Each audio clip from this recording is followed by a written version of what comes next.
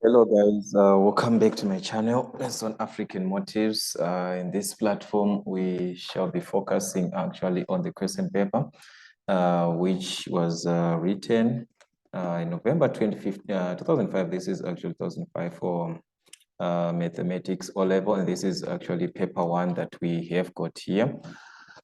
So we shall just quickly rush through the questions and see what we have got in this platform so that we'll be able to attempt these typical questions as you are moving.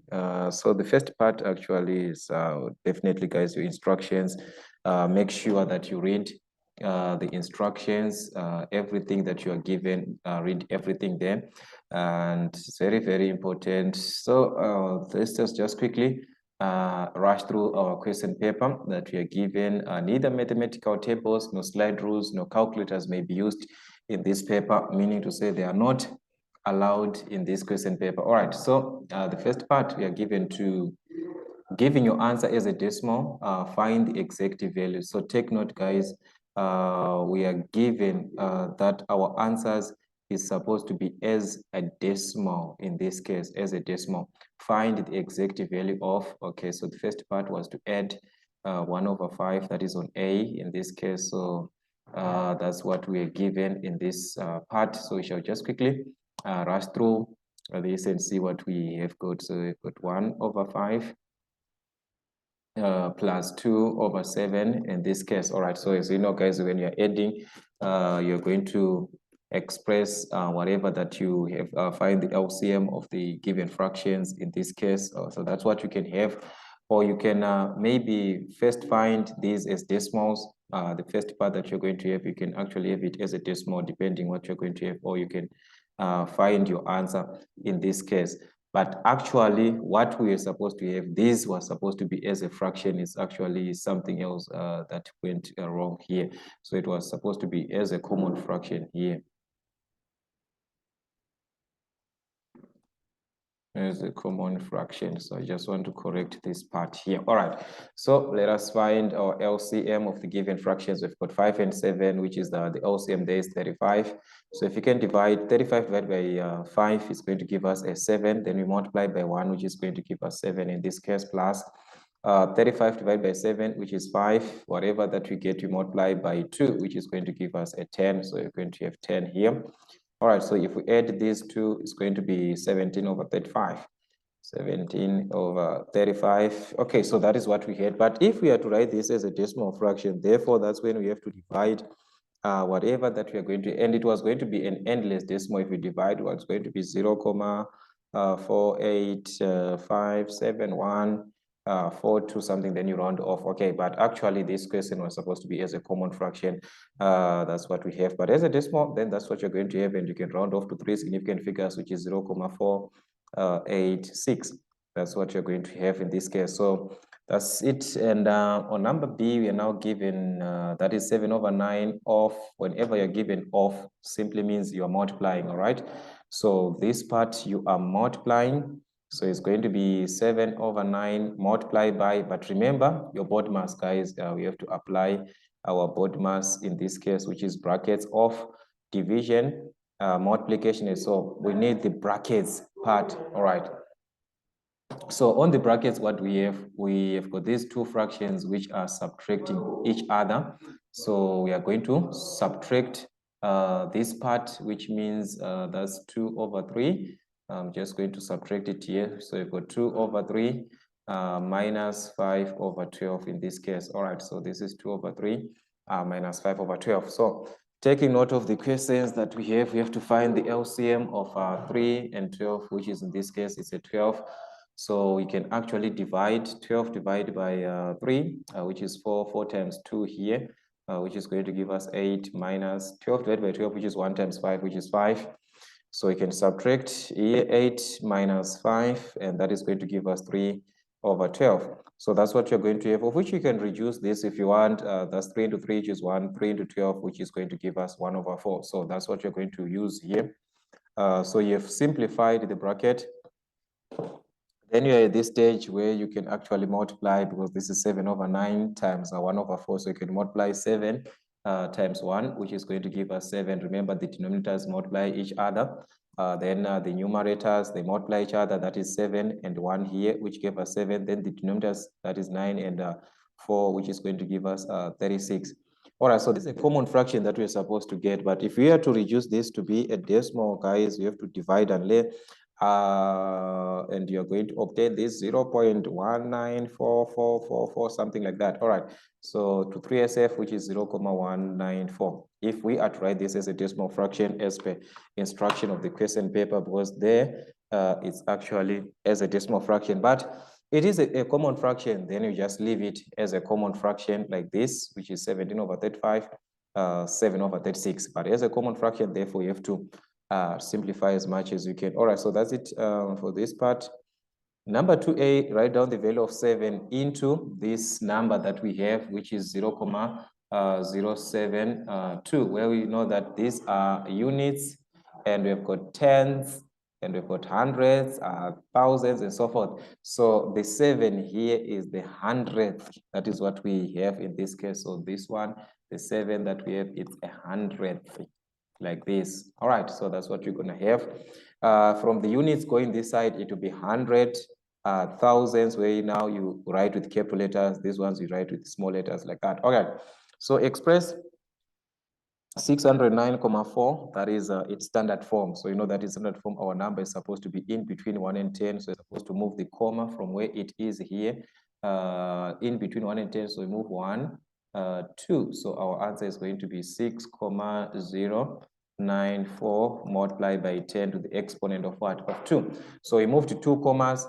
The number that we had, it was actually a significant digit that we had. So our number is going to be a positive. All right, so that's it. On 1.2, correct to the nearest hundredth, this number, to the nearest tenth. So this one to the nearest tenth. Remember, we said these are tenth, hundredth, and so forth. So the tenth here is at 9. So looking at the number that follows, it's 0 here, and this 0 cannot change this 9, so it's going to remain as 0.9. So that's what you're going to have. Yeah, 0 cannot change 9, so it's just going to remain like that because it's less than 5. So that's what we had. 3A, we are now asked to simplify. So whenever you're doing simplification, it's a matter of you knowing your laws of exponents and so forth.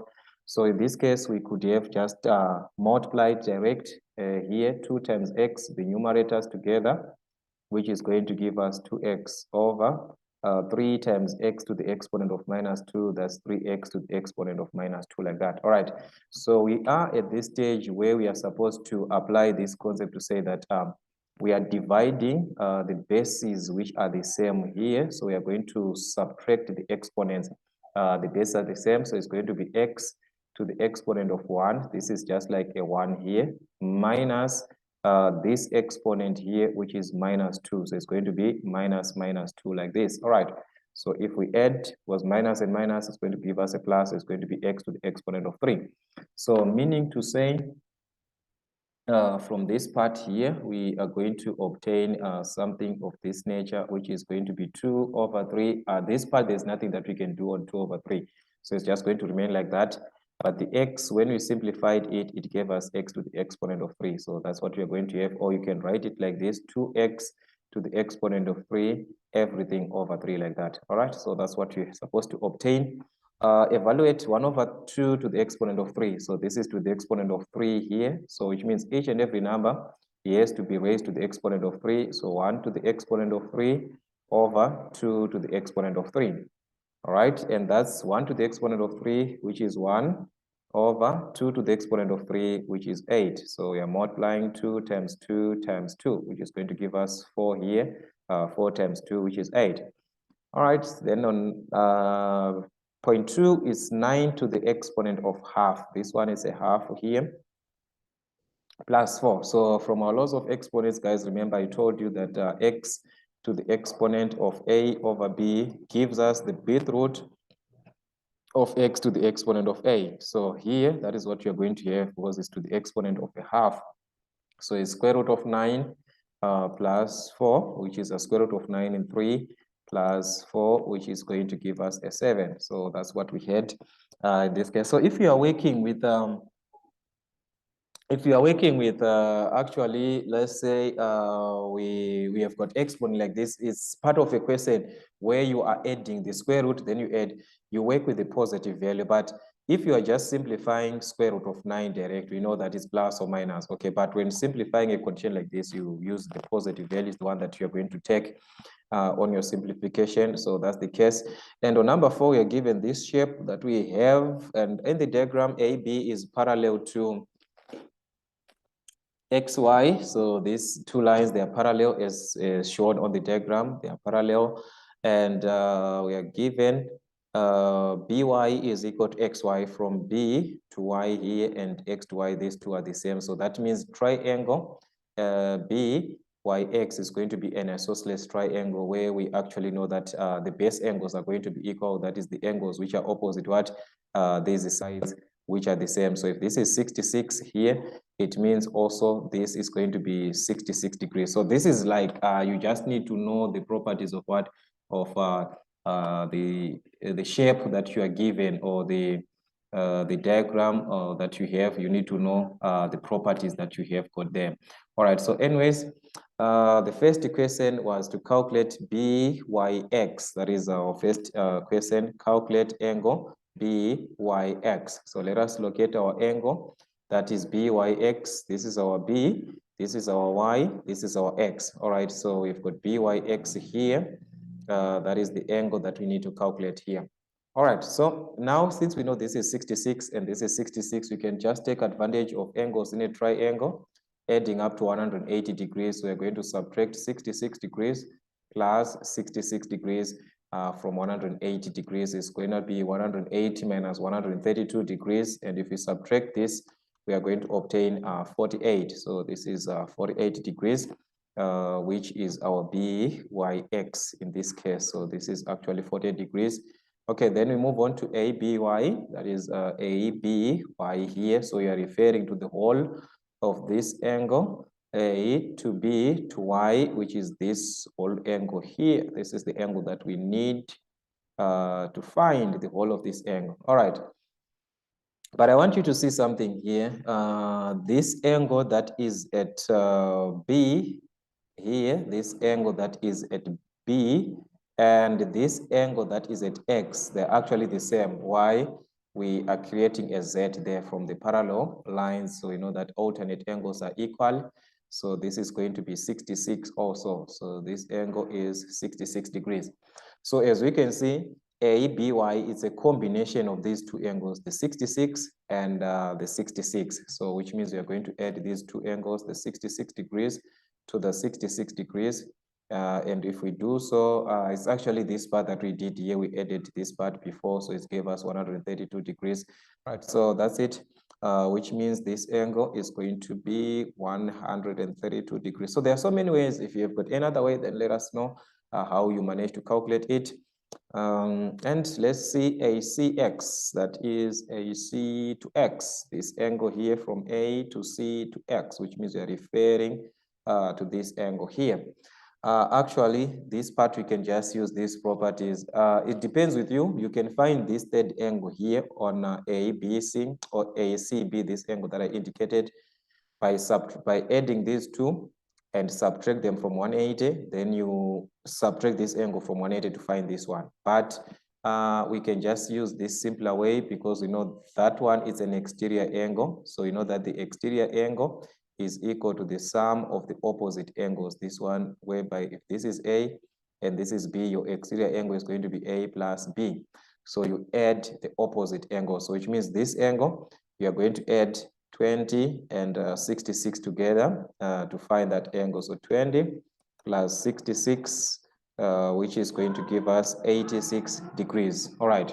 So this angle here is going to be 86 degrees. So that's what you're going to have, which is 86 degrees there. All right. Now, on this part, solve the simultaneous equations. So simultaneous equations, guys, we choose the method that is best. In this case, I'm just going to use substitution method. I think last time we worked with elimination and substitution. So this time I'm just going to use substitution method, depending with which method that you want, but in this case, I just want to use substitution here. Why? Because I can simply make y to be the subject on equation 2. Remember, you are given equation 1 and equation 2. So from equation 2, I'm going to make y to be the subject, which means y is equal to minus half x to the right-hand side is going to be a positive half x.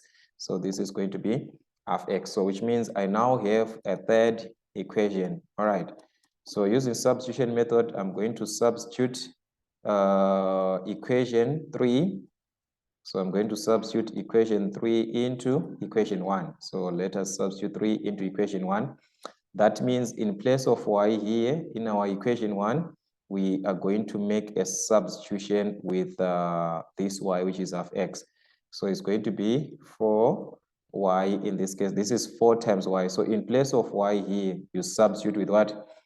You substitute with that value that you obtained. All right, so we are going to substitute in place of y with the value that we obtained on x and y there, where we've got y, which is equal to half of x.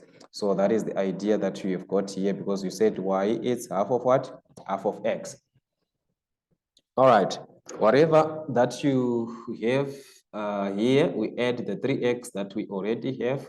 So we are going to add this 3x and we are going to obtain 10. All right, that's 4 times half. 4 times half is actually 2, because this is 2 into 2, 1, 3 into this, which is 2. And 2 times x, that's 2x plus 3x, which is equal to 10. All right, collect like terms. As you can see, we've got 2x and what? And 3x. So if we add these two, that's going to be 5x, which is equal to 10, divide by 5, divide by 5 here. So that means we can cancel the 5 and the 5 here. So which means x is going to be 2. So advantage now of having this method is that we are just going to substitute here, where on your equation 3, because already you have made y to be the subject here. So I'm just going to substitute the value of x there. So it's half times x, of which our x, we obtained that our x here is what? Is 2. So it's half of 2, of which half of 2 is 1. So that is the value of y. Half of 2 simply means half times 2 of, remember, it's times like this. All right, so if we multiply this, we are going to remain with a 1. So that is the case there. So which means your y is 1, your x is 2. So these are the values that you're supposed to write on your final answer there. All right. Then on number 6, we have got a circle. That is your circle geometry. That's the diagram that we're given. In this case, we're given that in the diagram, A, B, C, D are points on the circumference of a circle. So let me try to reduce a little bit, whereby the AT is a tangent to the circle, and we are given those angles and so forth and so forth. All right, so make sure that you read that information and to answer whatever that you have got that you know. All right, so the first question was to calculate ACD. All right, so I just want us to locate where our ACD is. ACD, okay, this is our AC to D, which means we are referring to this angle here, that is ACD. All right, so using the tan chord here, we've got the tangent and the chord. Remember, we said angle between a tangent and a chord, which is this 38 here, is equal to the angle that is in the opposite segment created by that chord, which means this chord AD here, it creates angle at C. It also creates angle at B if you hold this chord AB to the circumference of the circle. All right, so this angle here is going to be 38 degrees, which is the same as the angle at B. It is going to be 38 degrees. All right, so our ACD is going to be 38 degrees from tan chord. That is the angle between the tangent and the chord is equal to the angle in the opposite or in the alternate segment. All right, then let's see our CAD. All right, so this is our CAD here from C to A to D. We are referring to this angle here. All right, that's your CAD. So what are you going to do, guys, to find this angle that we have got there? What are we going to have at the end? That is what is important. If we are to cross-check here, we have to, we must be very, very careful with this part. I want you to see something that was going to help us here. Let me just try to put it this way. This angle of 48 that we see here, we can actually take this. Remember, this is your 48 from this chord BA. From the chord BA, we are going to know that the angle between that chord and the tangent, I want to change this marker here. It's going to be 48 degrees here. This angle is going to give us 48 from the tan chord concept, just like what we did on that 8. And also, it is the same angle as this one at D. Why? These ones, they are created by the same chord, which is the chord. In this case, we are referring to this chord, which is our chord BA. So this chord BA is creating angle. As you can see, it's creating angle at C there. That is what we are obtaining from this chord. The same chord is creating angle at D, so they are going to have the same angle, which is 48 and 48. All right, we have got this information. What are we left with now to find this angle at what? At A, this one that I'm indicating. This is the angle that we have to calculate. All right, we said if you are to cross-check in this triangle using triangle ACD, using triangle ACD, we know that angles in a triangle that up to 180 degrees, and we are given this angle 38, 25, and 48, and the remaining angle is this one to complete all the angles in a triangle. So therefore, our angle CAD, as it is given here, CAD, we have to write this angle the way that we are given. So our AD is going to be 180 degrees. That is for the angles in a triangle, minus these angles that are surrounding the triangle, which means we are referring to 38 degrees plus 25 degrees plus 48 degrees. All right, so these are the angles that are inside our triangle. So this is going to be 180 degrees minus, we add everything. We are going to obtain 111 if we add this properly. And subtracting this from 180 degrees, that is going to be 69 degrees. All right, so this angle here will be 69 degrees. So there are actually so many ways that we can find. So like I said, guys, any other way, let me know so that we can be able to assist each other in another way from the knowledge that you know or that you have. Okay, so this one gave us 69 degrees here. All right, let's move on to BAD. BAD. Okay, so the BAD, that is the whole of this angle. Now I want us to see something here. This is our B to A to D. We are now referring to the whole of this angle. Let me just try to remove this part. All right, like this. So we are referring to this angle here. That is your BAD. From B to A to D, which means we need this whole angle there. All right. So what are we going to do in this case? I want us to see something. This angle here is 25 from this chord BC. If you are to cross-check your chord BC, this one, it creates the angle at D. It also creates the angle at A here. So these two angles are equal. Why? Because we know that a chord that is subtends equal angles at the circumference. So if this is 25, this is also going to be 25 degrees. All right. So it means we can have this angle because we've got this 25 from this point to this point here. That is your 25. So you're going to add that 25 to 69 degrees because you have got this point to this point, which is a 69 degrees. So if we add this, it is going to give us our BAD. All right, which is in this case is going to be 94 degrees if we add properly. All right, so that's our angle BAD, which is 94 degrees. So the best way for you to answer circuit geometry is all about your theorems. You must know all the theorems that you have, and how to use those theorems is very, very important. The application of theorems. Okay. Write down the value of square root of 0.04. So the square root of 0.04, actually, we can convert this to be a decimal. Remember, 0.04 here is same as our main decimal place. We've got one digit over two decimal place, 1, 2, so it's going to be over 100. That is what it means. So square root of 0.04 means the square root of 4 over 10, of which you've got square root of 4, which is 2, square root of 10 of 100 here, which is 10, knowing that square root of any number is a plus or minus. So it is going to be plus or minus 2 over 10, of which are 10 into 2, that's 0, comma, into 20, which is 2. So answer is going to be plus or minus 0, comma 2. So that is the case. Or you can just find this direct. We know that here we just need to find the square root of 4, which is plus or minus 2. Then the number of decimal places on your answer, you divide these. Your question here, it has got 2 decimal places. Okay, then you are dealing with a square root, so you divide by 2, which means your answer must have 1 decimal place after the comma. So which means it's going to be 0, 2, like that. All right, so that's what we have.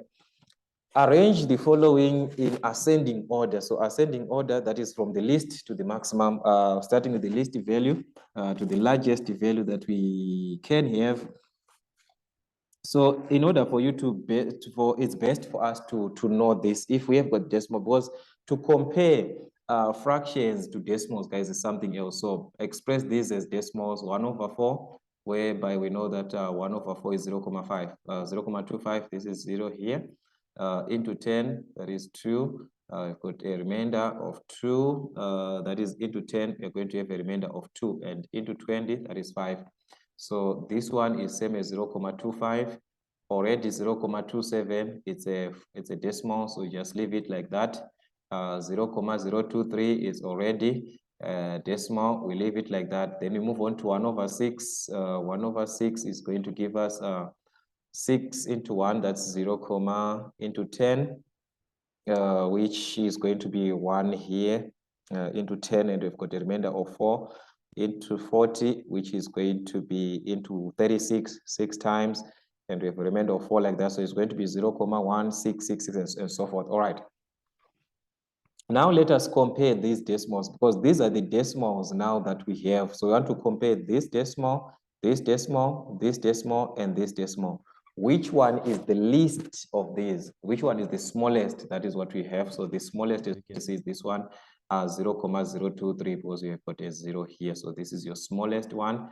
So it is going to be 0, 0.023, followed by this one with 0, 0.166. This is the next one. And this decimal is from 1 over 6. So here you write the answer that is from this information, which is 1. You don't write this, it just helped you to know, is it bigger or smaller? But when you write your answer, you're going to write the fraction part as it was from your question, so it's 1 over 6. And we move on to the next digit, which is 0, 0.25. 0, 0.25 is less than 0, 0.7, 0, 0.27. So 0, 0.25, we obtained this one from what? We obtained this one from 1 over 4. That is where we obtained our 0, 0.25. We obtained it from 1 over 4. So you are going to write it as 1 over 4 like that. All right, we move on to the other fraction, which is 0, 0.27. That was the last, and 0, 0.27 was as it is here. So you're going to write it as 0, 0.27. So what I'm saying is that for you to know that this is the least and this is the maximum, it's best to compare them as decimals. But when you're writing your answer, you no longer write them as decimals. You write them the way that they were given on your question. All right, so that is it for this part.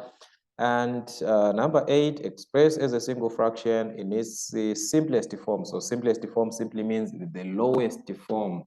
So let's start with our denominators here. X squared minus 1, guys, we have to factorize, and we know that x squared minus 1, that's a difference of 2 squares, because 1 is same as what?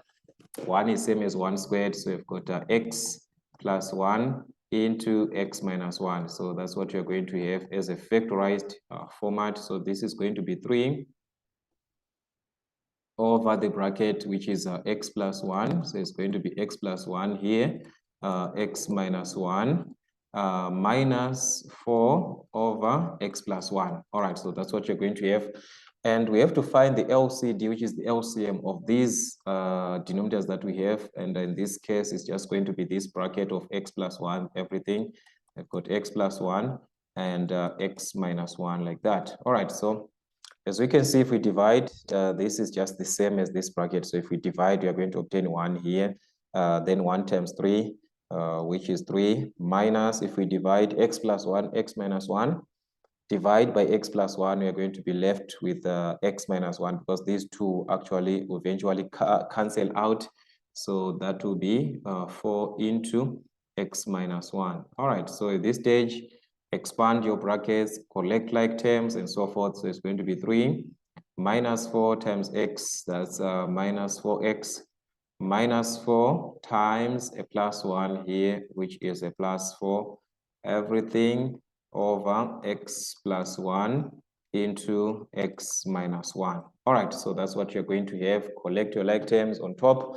That's 3 and 4 here, 3 plus 4, which is going to give us 7, minus 4x, everything over x plus 1 into x minus 1, like that. So on the top, we can't factorize, everything is done.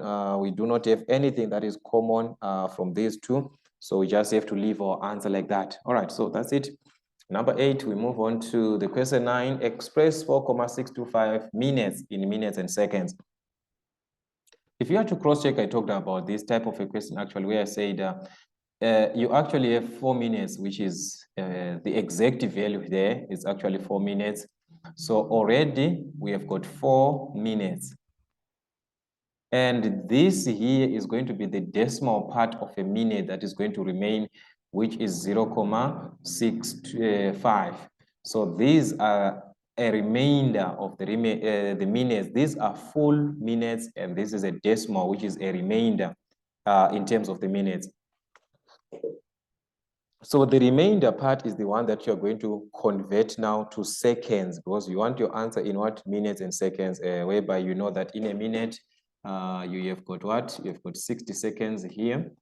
That is in a minute. So what about the 0.625, 65 minutes here? What are you going to have in seconds? So it's a matter of multiplying 0.65 over 1 multiplied by 60 seconds. All right, so if we multiply this part here, 0.65 times 60, we are going to obtain 39 seconds, because it's going to be 390 and 3,900, and for 2 decimal places, which is going to give us 39 seconds. So that means here our answer is going to be 4 minutes, 39 seconds. All right, so that's what you're going to have in this case. Given that f of x on B is given as k plus x over 2x plus 1, and f of minus 3 is equal to 2, find the value of k. All right, first, by given f of minus 3, what does f of minus 3 mean? F of minus 3 simply means in place of k, in place of x, you're going to substitute minus 3. Wherever there is x, you have to substitute minus 3, because previously it was f of x. So x now, this is your x here that you are given. Your x now here is now represented with minus 3. So in place of x, substitute minus 3. So it's going to be k plus minus 3. We are now substituting. In place of x, we are now putting minus 3 here. In place of x here, we substitute minus 3. So it's going to be over 2 times minus 3 plus 1. So that's what you're going to have. Equate these two. The answer now, after substituting minus 3, the answer is going to be a 2. So this is going to be equal to 2, like that. So what have you done? You have formulated an equation, as you can see. So from this equation, you are supposed now to solve for k. So as you can see, guys, plus and minus here, it's going to be a minus. So it's going to be k minus 3 over here. Let us just simplify this number at once. So it's 2 times minus 3, which is minus 6 plus 1. And minus 6 plus 1 is a negative 5. All right, so this is going to be over negative 5, which is equal to 2. And 2 simply means the same as 2 over 1. So which means we can get rid of the fractions by cross multiplying here, cross multiply this side, cross multiply that side, and this is going to give us now something like, remember, multiplying by 1 just remains as it is. So 1 times k minus 3, that is k minus 3, which is equal to minus 5 times 2, which is a negative 10, right? So we can transpose the minus 3 to the right hand side is going to be k is equal to -10 plus 3. So which means our k in this case is going to be -7. All right, so using your directed numbers, guys, that is simply 10 minus 3. Then you take the sign of the bigger number, which is a negative in this case. So it's going to be -7. So these are the stages, guys, that we're simply having because you're just matter of substituting from the information and the steps and so forth. So it's very, very important that you understand this information, guys. All right, on number 10, we are given that there's a jet airliner which is flying at a speed of 960 kilometers per hour. Find the time in seconds. Read everything and understand what you're given. The time is given in seconds. If it takes to travel 8 kilometers, which is the distance in this case. All right, so the first thing is that we are given our speed in kilometers per hour. Our distance is given in kilometers. So we know that the time that we are going to calculate is going to be in hours. If this is kilometers per hour and your distance is kilometers, your time is going to be in hours. And you have to convert your final answer now to seconds. And what we have from our time, remember I said if you've forgotten, you can use this DST, where you've got your time here is the one that you want to calculate, and time is going to be distance over speed. So it's going to be distance over speed, which is in this case, your distance is the 8 kilometer. The speed is the one that is in kilometers per hour here, which is 960. So your distance, we said it's 8 kilometers over the speed, which is 960 kilometers per hour. And this time is going to be in hours if you do that. So we have to reduce everything properly, guys. That's 8 into 8, which is 1 here. 8 into 9, which is into 8, that is 1, remainder 1, into 16, that is 2, 0 there. So our answer is going to be 1 over 120 hours. But the answer is needed in seconds. And how do you convert to seconds? Guys, we know that in an hour, we have got 3,600 seconds. Okay, so if an hour is 3,600 seconds, therefore, to convert to seconds, we are just going to multiply 1 over 120 multiplied by 3,600 seconds. Our answer is going to be in seconds. So you can reduce the 0 and the 0 here. 12 into 12, that is 1. 12 into 36, that is 3. 12 into a 0 here, that is going to be a 30. So 30 times 1, which is a 30 seconds. So that was our time in this case in seconds. So first take note, your time was going to be in hours. Then you convert hours to seconds, just like that. Just like that, you're done. Let's move on to the B part, which is to find the HCF of 16 km squared n cubed. And this is 24k cubed and so forth. Okay, so we need to find the LCM of these guys. And we know that the HCF, we have to write these numbers as product of their prime factors first. All right, so what we are going to have in this case, let's start with the first one, which is in this case is 16. We've got 16 here, k m squared n to the exponent of 3. So 16 as a product of its prime factors, guys, let us just divide here. The smaller number is 2 into 16, which is 8, 2 into 8, which is 4, 2 into 4, which is 2, 2 into 2, which is 1. So it means 16 is actually 2 times 2 times 2 times, that's what you're going to have. So you can write this as 2 to the exponent of what? To the exponent of 4 if you want. So this is 2 to the exponent of 4 by k by m squared by n to the exponent of 3. So this is our 16. Then we move on to 24. K to the exponent of 3, m to the exponent of 3, n. All right, so 24, we just do the same here. So let us just divide our 24 by this smaller number, which in this case, let's just use 2. The smaller number is 2. 2 into 24, that is going to be 12 here. 2 into 12, which is 6. 2 into 6, which is 3. 3 into 3, which is 1. All right, so that means our answer in this case is going to be 2 times 2, which is 3 times, so it's 2 to the exponent of 3 times 3. Yes, just a 1, 3 here, so it's times 3 times k to the exponent of 3 times m to the exponent of 3 times n. Okay, so we have expressed our numbers as a product of their prime factors, and I told you guys, whenever you're dealing with the HCF, you take the one with the smallest exponent. So the number has to be common first. It must be common and with the smallest exponent in this case, which is the smallest what? Which is the smallest power. All right, so 2 here is 2 common. Yes, 2 is common. As we can see from both sides, we can see the 2 here. We can see the 2 here, but which one is got the smallest power is this one, the 2 to the exponent of 3. So therefore, our HCF is going to be 2 to the exponent of 3. 3 is not common because here we do not have 3, so which means this one is out.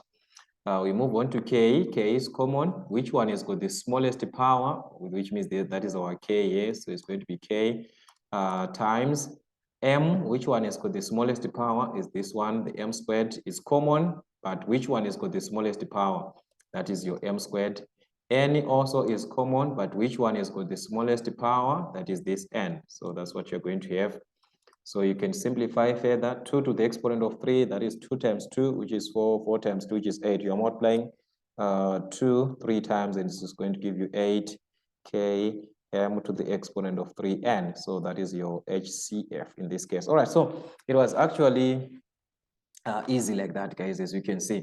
And I just want to explain, if the question was asking you to find the LCM, take note, guys, if the question was asking you to find the LCM, I told you take everything that is present, but this time you are going to take the highest powers, the one with the highest power. If the number is occurring on both, you take the one with the highest power. So which means we are going to take 2 to the exponent of 3. Our LCM was going to be 2 to the exponent of 4, 2 to the exponent of 4 times 3 here is up. Every number must be taken. All right.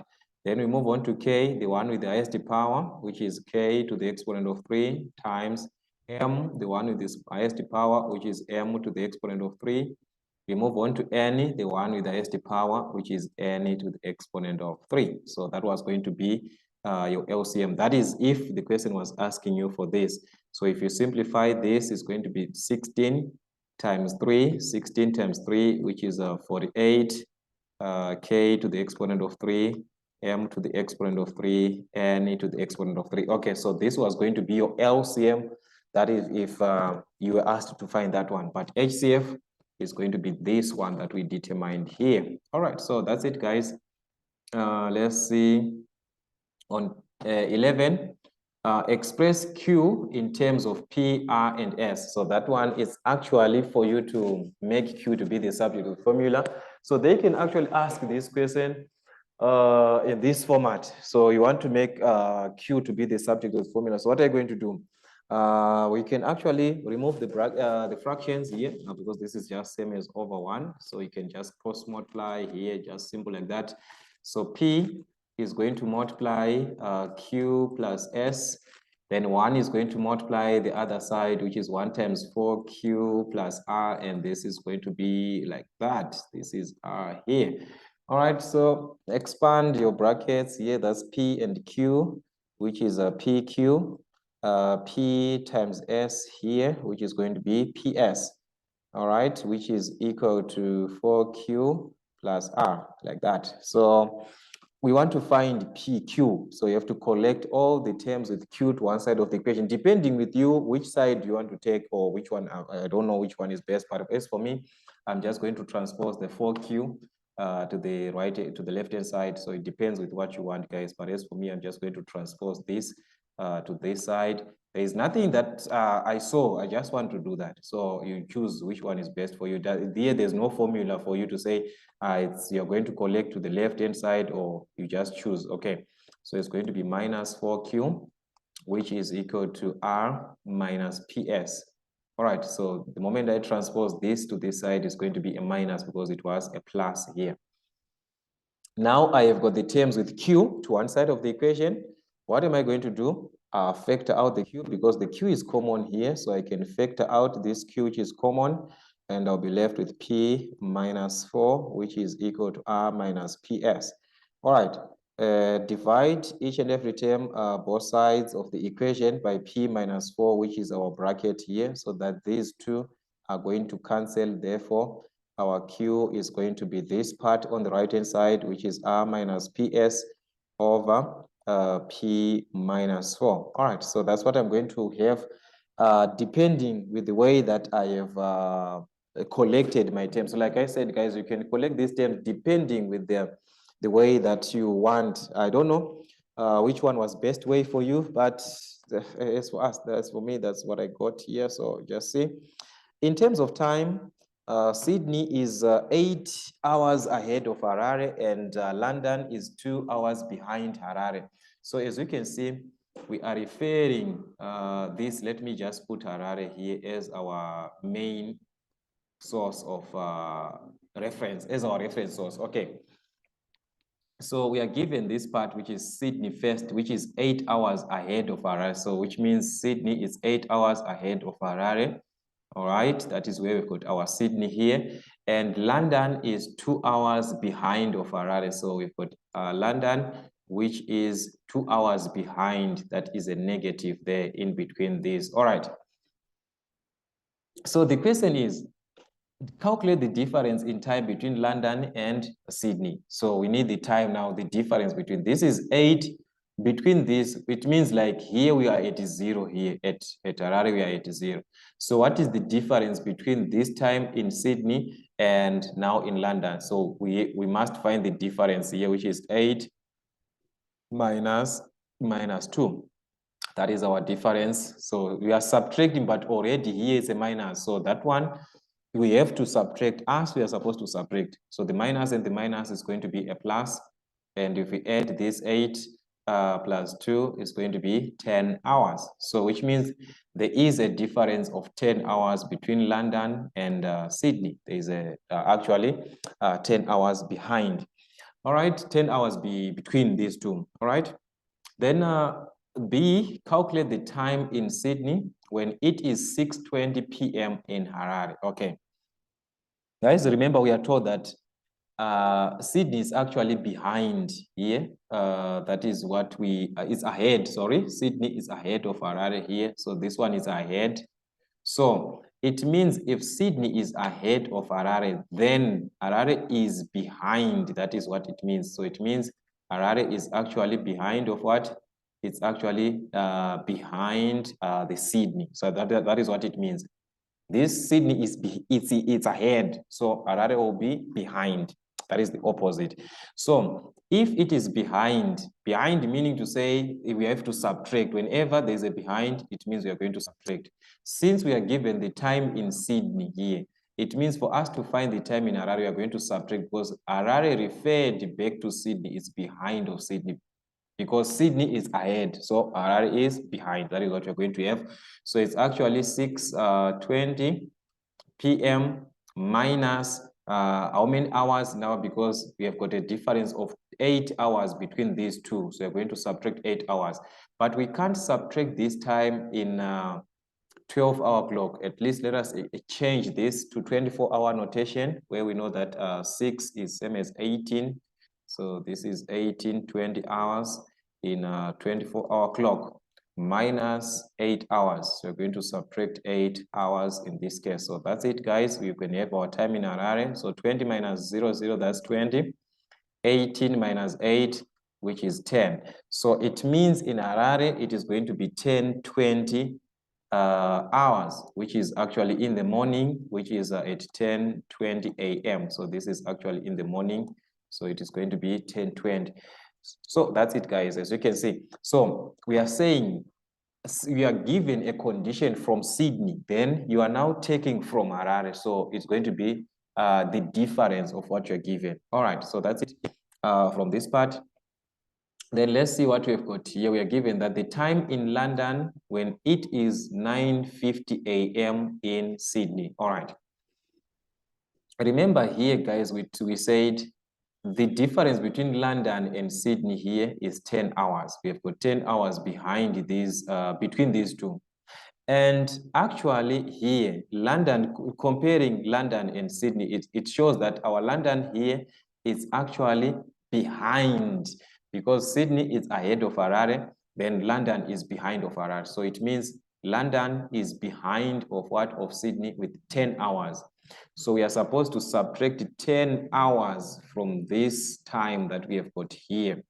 All right, so that means we have to subtract 9:50 a.m. minus 10 hours. But remember, I told you guys we have to write this time in 24-hour notation so that you'll be able to subtract. So it's 9:50 a.m., which is 0950.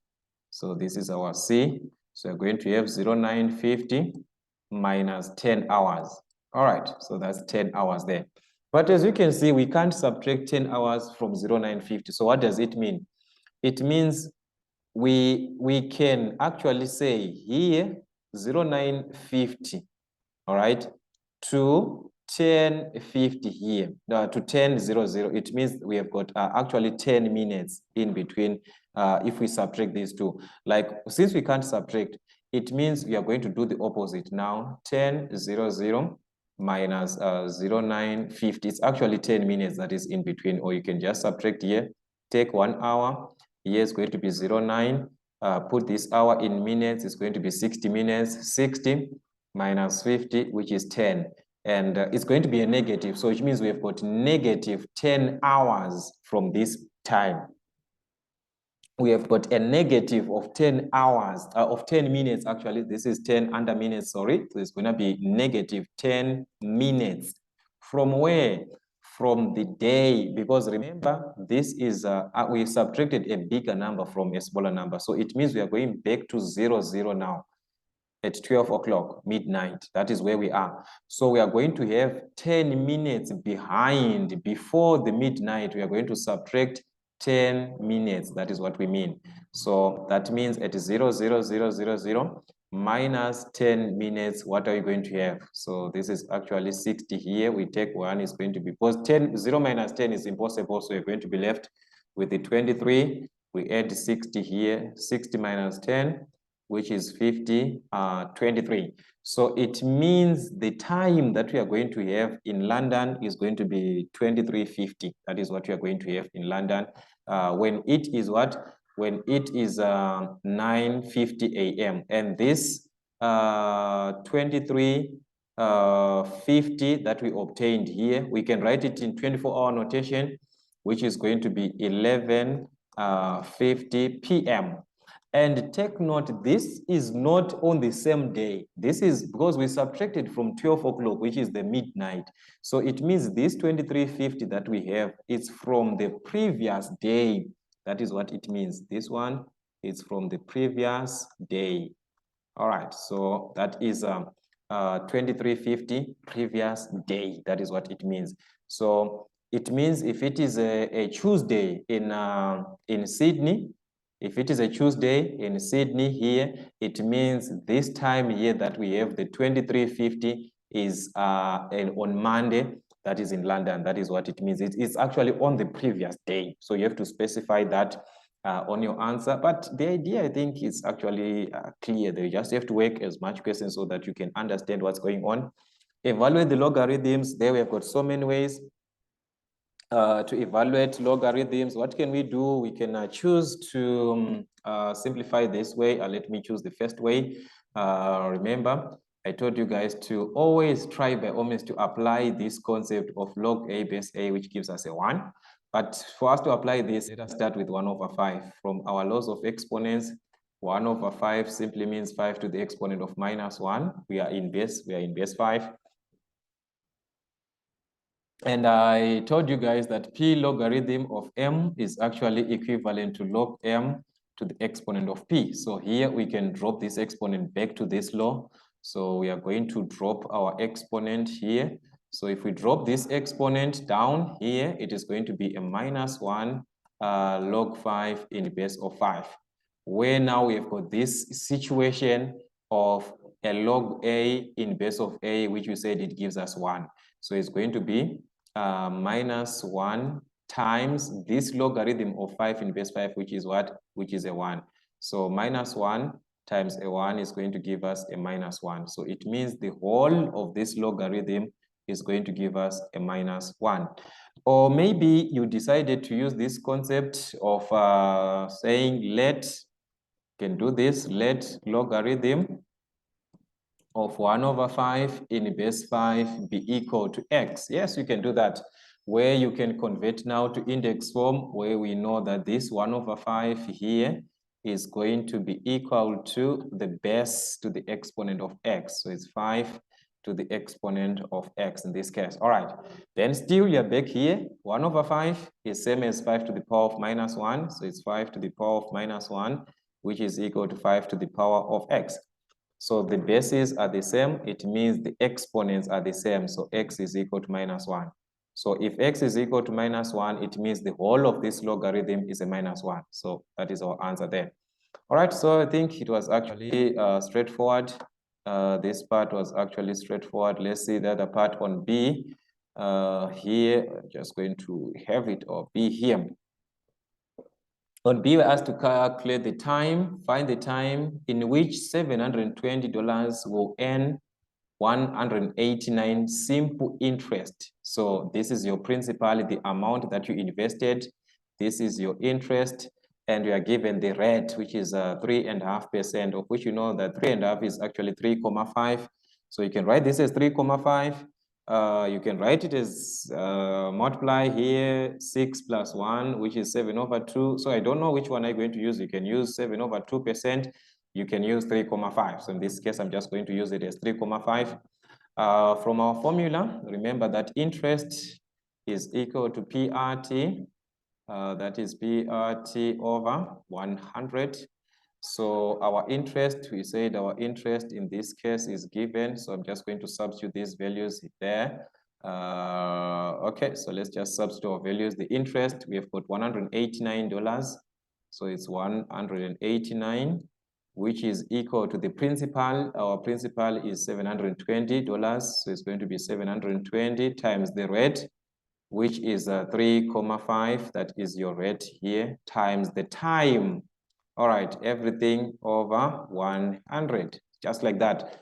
You can play your mathematical skills here to find this value. What can we do? Cross multiply. Yeah, that's it. Just cross multiply there. And it's going to be 18900 here, which is going to be 720 times 3,5, guys. You have to multiply properly here. Got 2,250, if I'm not mistaken. 2,520, sorry, 2,520 t. So to find t, divide by 2,520 both sides, divide by 2,520 both sides. So this can cancel here. And that's our t. So in this case, your t is going to be equivalent to the 0 here, and the 0 here can cancel. And if you reduce these guys, you're going to obtain 7,5. Actually, that's what you're going to obtain if you divide properly. That's years here. So time is given in years. So it's 7,5, or someone can write this as 7.5. All right, so it's going to be 7.5 or 7,5 years. That's it. So that was the time, guys. We asked to find the time. So time is measured in years. So that's what you're going to have. Express 353 base 8 as a number in base 10. Okay, guys, this one is just made of raising the number in terms of the exponents here. So it's going to be 353 in base of 8. So that's 8 to the exponent of 0 here, to the exponent of 1, to the exponent of 2. So you raise until the last digit. Okay, so here you're just multiplying. You're just multiplying, you're just multiplying. So it's 3 times 8 to the exponent of 2. Whatever that you're going to get, we add to 5, multiply by 8 to the exponent of 1 here. Whatever that you're going to get, you multiply 3 times 8 to the exponent of what? To the exponent of 0, which is to the power of 0, like that. So that's it. First, simplify 8 squared, that is 8 times 8 here, which is 64, and 64 times 3. 64 times 3 is actually 192.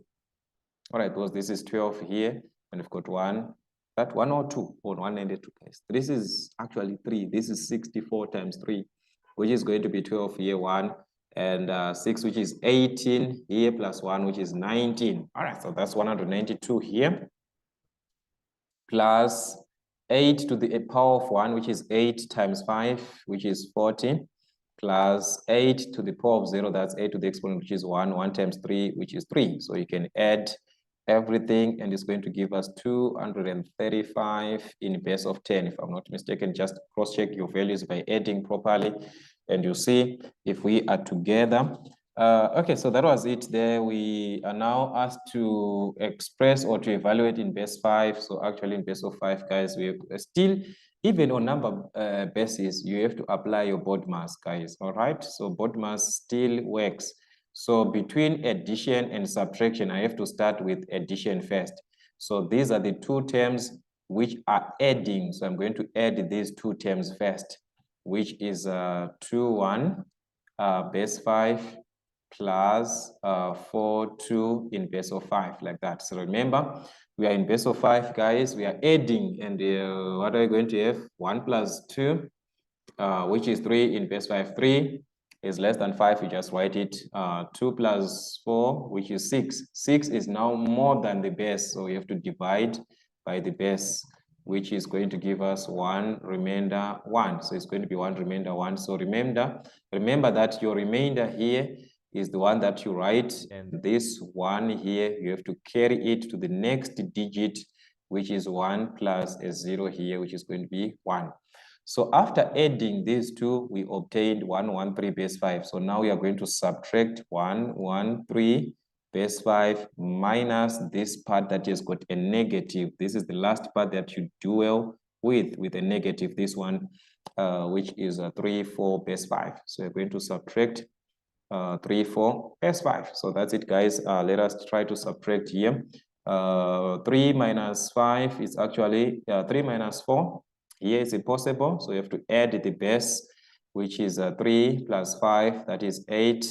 We give a 1 here, which is going to be a 4. All right, so now we can be able to subtract direct here by having 8 minus 4, and 8 minus 4, that is actually 4 in base of 5.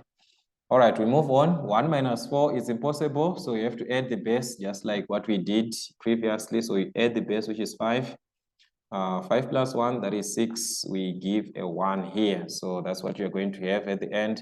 And I have to simplify this. It's now 6 minus 4, which is 2 in base of 5. 1 minus 1, that's a 0 here. So there's nothing for me to write. It's just a 0 like that. So that was it, guys. If you're given number bases like this, try by all means to apply BODMAS. BODMAS does not apply on normal numbers. Even on number bases, it still works. All right. Number 15, factorize completely. So let's just see. Do we have common terms here between these two? Yes, we've got. So let us divide this into 2 here. What is common for these first 2 terms is 3 is common, so you can factor out 3. Okay, so that's 18 divided by 3, which is 6, minus 3x divided by 3, which is a minus x. So done here. So I have to make sure that the bracket that I'm going to get between these 2 terms must be the same as this bracket that I've got here. So what am I supposed to factor out here? That's a negative y, so that this was here, if you have to cross check, this 6 here is carrying a negative. So to avoid it to be a negative, you have to factor out minus y like this, so that it becomes a positive. So it's minus 6y divided by minus y. So as you can see, minus and minus will cancel. So you're going to be left with positive 6. All right. Here it's a plus divided by minus. That's a minus.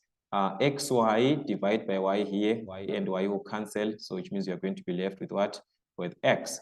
So as we can see, guys, these 2 brackets are actually the same. The 6 minus x, the 6 minus x here are the same. So you're going to have 6 minus x into this bracket that is going to be left of 3 and minus y. So 3 minus y, we put it in another bracket just like that. So you're done just like that, guys. Okay, solve the equation on number B. So there, guys, all we need is to remove the square root. And how do I remove the square root? I have to square both sides of the equation. So if I square both sides, I'm actually getting rid of this square root. Okay, so which means I'm going to be left with a over 3, which is equal to, this is negative 2 squared. So it's negative 2 times negative 2, which is going to give us a positive 4. So this is going to give us 4 over 1. Since I want to find the value of A, I can just simply cross multiply 1 times A here, that's A, which is equal to 3 times 4. So I'm multiplying this 3 times 4, which is going to give us a 12. So that's what you're going to have. So our A in this case was actually giving us a 12. I think this is actually direct, guys. You can see these questions. You just need to work with math questions, revise as much as you can, then you'll be able to understand. Yeah, that's it. Calculate the size of the interior angle of a regular regular 8-sided polygon. So take note, this is the interior angle of an regular. So I told you guys the interior angle of a regular polygon is given by n minus 2 times 180 degrees divided by n, which is the number of sides. All right. So you can actually use this formula. It's an 8-sided polygon. So you're going to have 8 minus 2 multiplied by 180 degrees divided by n, which is the number of sides, which is 8. So 8 minus 2, that is 6. And if you multiply properly, 6 and 180 degrees, we are going to obtain something like 1080 here. So it's going to be 1080 degrees. Then divide by 8. So it's 8 into 10, which is 1. We've got a remainder of 2 into 28 is going to be 3. There we've got 3. Then we've got a remainder of 4. That's 28 minus 24, which is a remainder of 4. 8 into 40, which is 5. So which means each interior angle is going to be 135 degrees. All right, or we can just simply do this concept. Remember, also I told you guys that we can work with exterior angles because we know that for any polygon, the exterior angles, they add up to 360 degrees, and it's actually a regular polygon whereby this exterior angle here, this exterior angle here, this exterior angle here, this exterior angle here are actually the same. So what am I going to do? I'm just going to find one exterior angle from this. And how do I find that one exterior angle? We said all exterior angles, they add up to 360 degrees. So I divide by the number of sides, which is 8, and 8 into 360 is going to give us 45 degrees. All right, so it means this angle here is 45 degrees. This angle here is 45 degrees. All these exterior angles, it's 45, 45, 45, 45. What about the interior angle now, which is this one? So as you can see, these two are on a straight line. So to find the interior angle, I'm just going to subtract the exterior angle from 180 degrees of a straight line. And if I do that, I'm going to obtain the same answer, which is 135 degrees. So that's our interior angle, which is 135 degrees, just like what we did using this formula. As you can see, we are actually obtaining the same answer there. We are actually having the same answer. All right, so that's what we had. And on number B, we are given that there is a universal set, and this universal set is of positive integers, all the positive integers, which means our universal set, guys, as long as you're talking about any positive integer, which as long it is not a as long as it's not a 0, 0 is it's like a neutral value. If you are working with positive values, which means you're going to start with 1, 2, 3, and so forth and so forth. All right, so it's actually up to infinity. So these positive values, it's 1 up to infinity. They do not end, these values, okay? They're not going to end. So the question now on A is such that x is less than 12. So A, these are the elements that are in A, all the values which are less than 12. So which means your A in this case, elements which are less than 12, we're talking about numbers. Because remember we said our universal set ranges from 1 up to positive infinity, up to like they do not end. So it's going to be 1 up to 11. So your A is going to be 1, 2, 3, 4. That is going to be, all right, I skipped here. Let me just write my 4 here. All right, so it's going to be 1, 2, 3, 4, up to 11 there. All right, so this is going to be 4, 5, 6, 7, 8, 9, 10. So we are told that it's less than 12, which means it's not equal to 12, but it's less than 12. So which means the largest value that we are going to have in this set is 11. So this is your set A. And your set B is such that the values of x that are in B, they are greater than or equal to 9. They are greater than or equal to, which means you are starting from 9. So you're talking about 9, 10, 11, 12, up to infinite. So these values, they are not going to end up to infinite because you're talking about any value that is greater than 9. And your universal set, it ends up to infinite. So these values, they're not going to end. So these are the sets. These are the elements that we had in A and B. So the first question of the first part of the question here, which is item 1, is to list the elements of A intersection B. So to list, you have to mention that, like, to give us the letters or the numbers which are in between A and B. Remember, intersection is what we see in A, and we also see that in B. All right, so that is our intersection in this case. So let us just have our A intersection B here. So that's our item 1. So our A intersection B is going to be which elements that we see in A, and we also see them in B. So we've got 10, 9 and 9 here. Sorry, first part is 9. We have got 10 here. We've got 10 there. We have got 11 here. We've got 11 here. Okay, so that's what we have. As you can see, these are the only elements that we can see in A and B. All these 12, 13, we can't have these elements in set A. So those are the elements that we actually have. All right.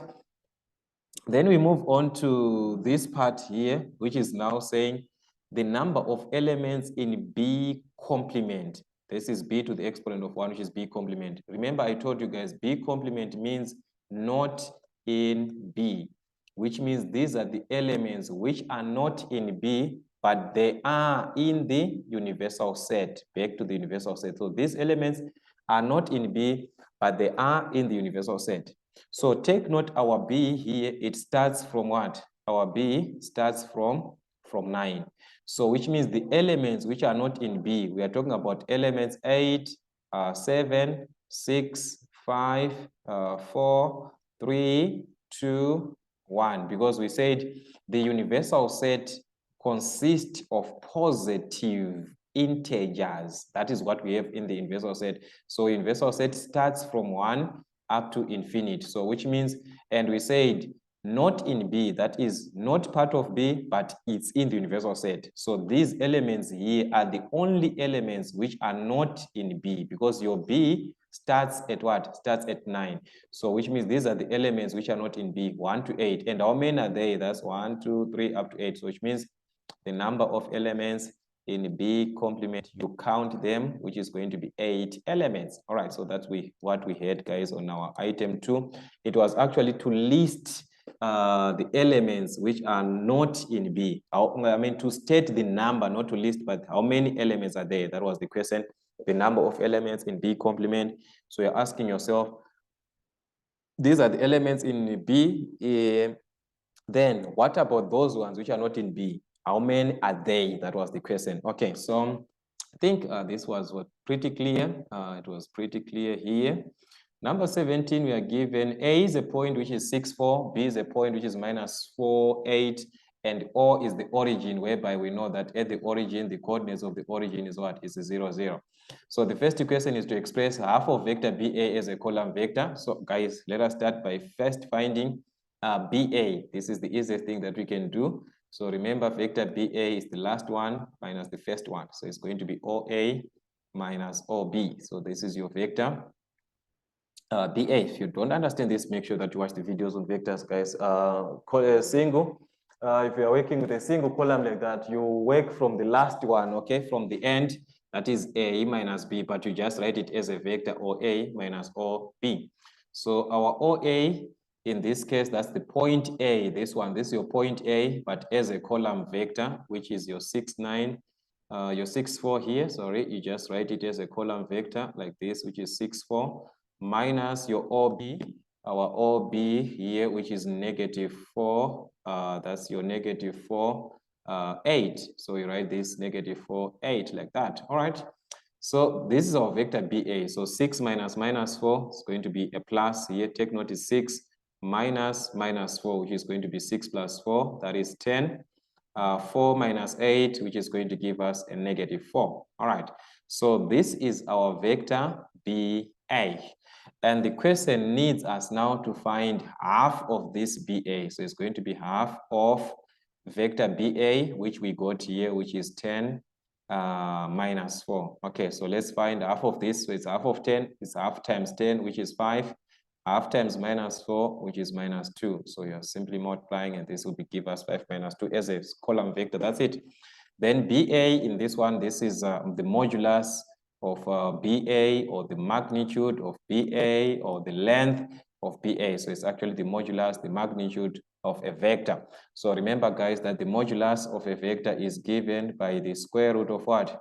By the square root of x squared plus y squared. So this is the formula for the modulus of a vector, which is the length of a line or the length of a vector, whereby this is your vector BA here, this is your x, and this is your y in this case. Okay, so going back to our formula, we are going to substitute, which is going to give us the square root of our x. We said our x is 10, so it's going to be 10 squared plus y squared here, which is your y, is negative 4. So it's going to be negative 4 squared. All right, so let us collect our like terms.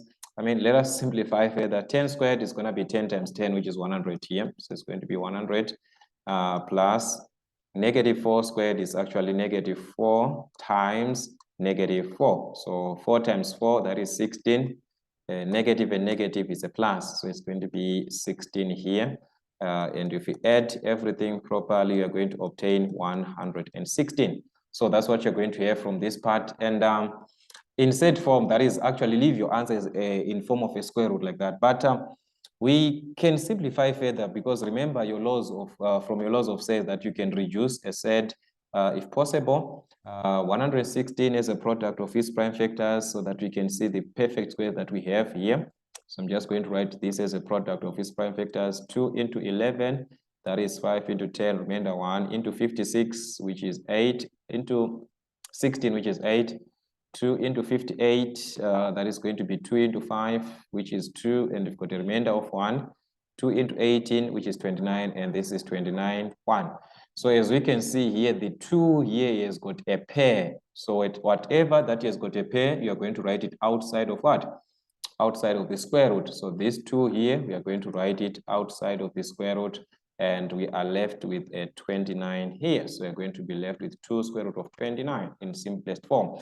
Any number that has got a pair, you write it outside of the square root. The one that does not have, inside of the square root, just like that. You can simplify as much as you can. Okay, then number 18. In the diagram, A, B, C are 3 points on level ground such that the bearing of B from A is 230 degrees. And we can't even see it here. It's not even indicated. So guys, we just need to indicate this B from A. This is B from A, which means from A, we are going to have our north pole here at A. All right, we are going to have a north pole at A. So this is what we are going to have at our point A. And this angle here, they're saying from this point A to B, there is 230 degrees, which means we are going to have something of this nature here. That is your bearing of 230 degrees. That is what they mean, from A to B. All right, then we are given and C from B is 90 degrees. C from B here, there's got 90 degrees in between C and B. So which means they are just saying C is due east of A. So this one is actually straight here, and we've got a north pole just like this. It's actually in the same line here. So this is our north pole at C. That is what you're given. So this is 90 degrees. This is a right angle. And also here it's a right angle. That's what it means. And we are given an angle of 76 degrees, which is this one at A. All right, so the first question was to find the bearing of C from A. The bearing of C from A, that is a C from A, that is from this point A, the bearing of C from A. So definitely your C from A, this is the angle. Remember, your 3-figure bearing is taken from the north in a clockwise direction. So this is C from A. This is the angle that you're supposed to indicate to the line that goes at C, this one, this line that is reaching C. So this is the angle that you're supposed to calculate here. So how can we have this angle, guys? It's a matter of now playing around with your diagram and so forth. But as you can see, we said the whole of this angle is 230 degrees. So definitely I'm just going to subtract this 76 that is in between here, this 76 from 230 degrees. All right, so if I subtract this, I'm going to be left with something like 154 degrees. So that is the bearing, that is the angle here. 154 degrees. All right, so that was the part or the role of the bearing on this question. All right, that is what we had. And on B, now we are told that C is 50 meters away from the foot of the vertical aerial mast at B. So there's an aerial mast which is what? Which is at B, and that C is 50 meters away. All right, so this C is 50 meters away from what? From B. All right, so that is what we are given from our B to C here. We've got 50 meters. So I'm just going to have it here. So that is where we've got our 50 meters. All right, so I'm just going to write 50 meters here.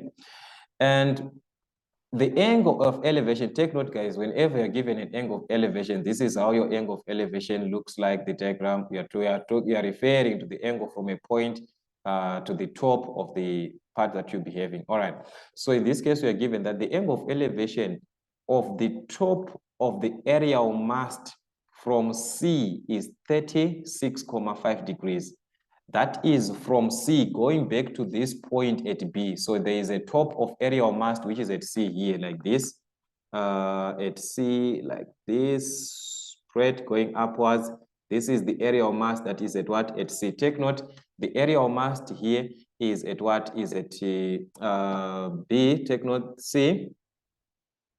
Just to cross check here, C is 50 meters from the foot of the vertical aerial mast at B. And the angle of elevation of the top of the aerial mast from C is 36. Okay, so from C here, so let's get back here, it's from C. All right, so from C to B, which means our aerial mast here is at B. Okay, so that is actually, we are going to take this North Pole here as our aerial mast, this North Pole. So from C now, the angle of elevation, which is going to be like this. So that's what you're going to have like this. All right, so this is the aerial mast, this one, which is at B.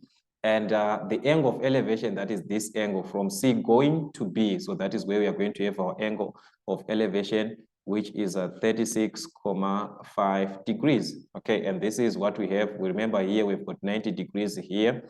And the aerial mast, we are told is what? All right, that is one that we want to calculate. Okay, so calculate the height of the mast. Okay, so now we want to calculate the height of what? Of this aerial mast here. So we can just put this as our h, which is the height of this aerial mast. So guys, the diagram is now there. We are just going to use this right angle triangle to calculate what? This height. So as I can see, according to this angle here, the height that we want to calculate is going to be the opposite. It's actually opposite to the given angle of 36.5. So this is actually opposite. So we are given here the opposite. And this 50 meters here is actually your adjacent. It's on the 90 degrees and the angle. So which ratio are you going to use? That here has got opposite and adjacent at the same time. So you're now back to your SOHCAHTOA. That is your SOHCAHTOA here. All right, that's your SOHCAHTOA, like that. So we need opposite and adjacent, which is here tan is opposite over adjacent. So you can use the ratio for tan theta. All right, so let's just see what you're going to have. So you're saying here tan theta is equal to opposite over adjacent. So the theta that we are referring to is this angle, that is the 36.5. So it's tan 36.5, which is tan 36.5 degrees is equal to the opposite over the adjacent. So opposite, according to this angle, this is your opposite here. According to this angle, that is your opposite, which is the one that you want to calculate, that is your height. So you're going to have your height here, which is your opposite, over the adjacent, and the adjacent is the side that you're given here of 50 meters, which is the distance from C, from the foot of the area of mast, which is at B. There's a distance of 50 meters there. So it's gonna be 50 here. So as you can see, guys, it's a matter of playing around with the values. So in order for us to find H, we just need to cross multiply. So it's 1 times H, 50 times this. So 1 times H is going to be H, which is equal to 50 times tan, is going to be 50 times tan 36,5, like that. So now you might wonder, what am I going to do? Because this is paper one. No problem, because you are given these values. So it's going to be 50 times, on this information here, we are given these values here. So tan is already there. Tan is 0,740 here. So it's going to be 0,74. The 0 there is just a matter of that these are 3 decimals that they are using here. But when you are calculating, do not use this 0. It's actually has nothing to do with our calculation. Okay, so just multiply 50 and 0,74, you can have something like 37, if I'm not mistaken, which is going to be 37 meters. So that was the height of what? Of the area of mast, which is at what? At B, which is 37 meters in this case. So this height here is actually 37 meters. So that's what you had, guys. As you can see, it's a matter of playing around with the values and so forth, and know your multiplication, guys. You must know your multiplication of decimals and this and that. All right, so that it can actually help you to answer these typical questions. On number 19, we are given that there is Mrs. Joe, who is actually who wants to buy loaves of bread and apples for a family. So let X be the number of loaves. So wherever you see X, you see the number of loaves. And wherever you see Y, in this case, what are you going to see? We are going to see the apples. So whenever there is Y, there are apples. All right, so let's start by the first part here, that is in this case too. A, if she intends buying at most 3 loaves. So whenever you have got this at most, remember, guys, I told you at most means less than or equal to. So that one is going to be less than or equal to whenever you've got at most. All right, at least that is greater than or equal to. So in this case, since it is at most, which means it's bread, yeah, loaves of bread, and you said loaves, it's X. So X is less than or equal to 3. That is it there. B, if she is to buy more apples than loaves, write down another inequality. So this one is direct, guys. The apples are more, so which means the apples is Y here. So Y is greater than the number of loaves of bread. So Y is greater than X. This one I think is just direct. Greater than is just greater than, guys, all right? It's more than, that is greater than. Okay, then on number C, we are now given that a loaf of bread costs $2,500 and an apple costs $3,000, but Mrs. Joe has got $20,000 to spend. Write an inequality and show that it reduces to. So that's what you're given. So guys, an apple, that's a loaf of bread is 2,500. So it's going to be 2,500 times the number of loaves of bread, which is X. So it's going to be 2,500X plus, we move on to the apples. How many? It's Y apples that we have, but each costs 3,000. So it's going to be 3,000 Y, just like that. So it's 3,000 Y. And this Mrs. Joe here, she only has 20,000 in your pocket, that is to spend at that moment. So which means whatever amount that she's going to use is going to be actually less than or equal to the 20,000 which she has to spend. She can't spend anything greater than this, or so which means she's going to spend either less than or equal to that 20,000. So that was the inequality. Then you can play around with your mathematics, guys. You can choose to divide by 100 both sides. As you can see the zeros here, you can choose to divide by 100 each and every part. So the 100 here is going to be 25x plus the 100 here, which is going to be plus 30y, which is less than or equal to the 100 here, which is going to be 200. So that's what you're going to have. So 25 plus 30y is actually less than 200, and I can divide again by 5. Yeah, 5 is common here. So I can divide by 5, by 5, by 5, just like that.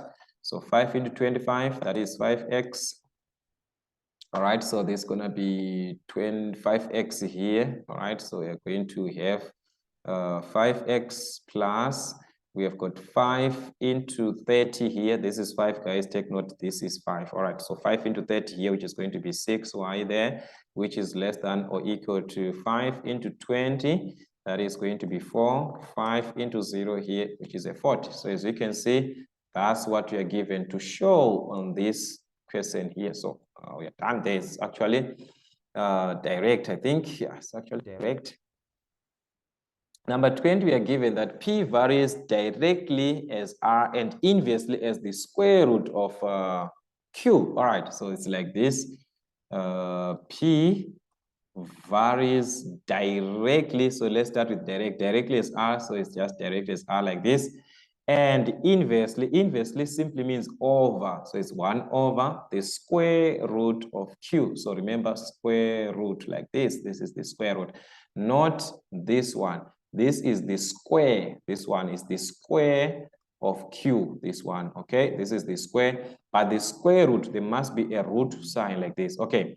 But the question was to express or to write the formula of P in terms of R and Q and a constant K. So the constant is needed to be there. So which means we are going to have something of this nature. We just introduce in place of the variation sign.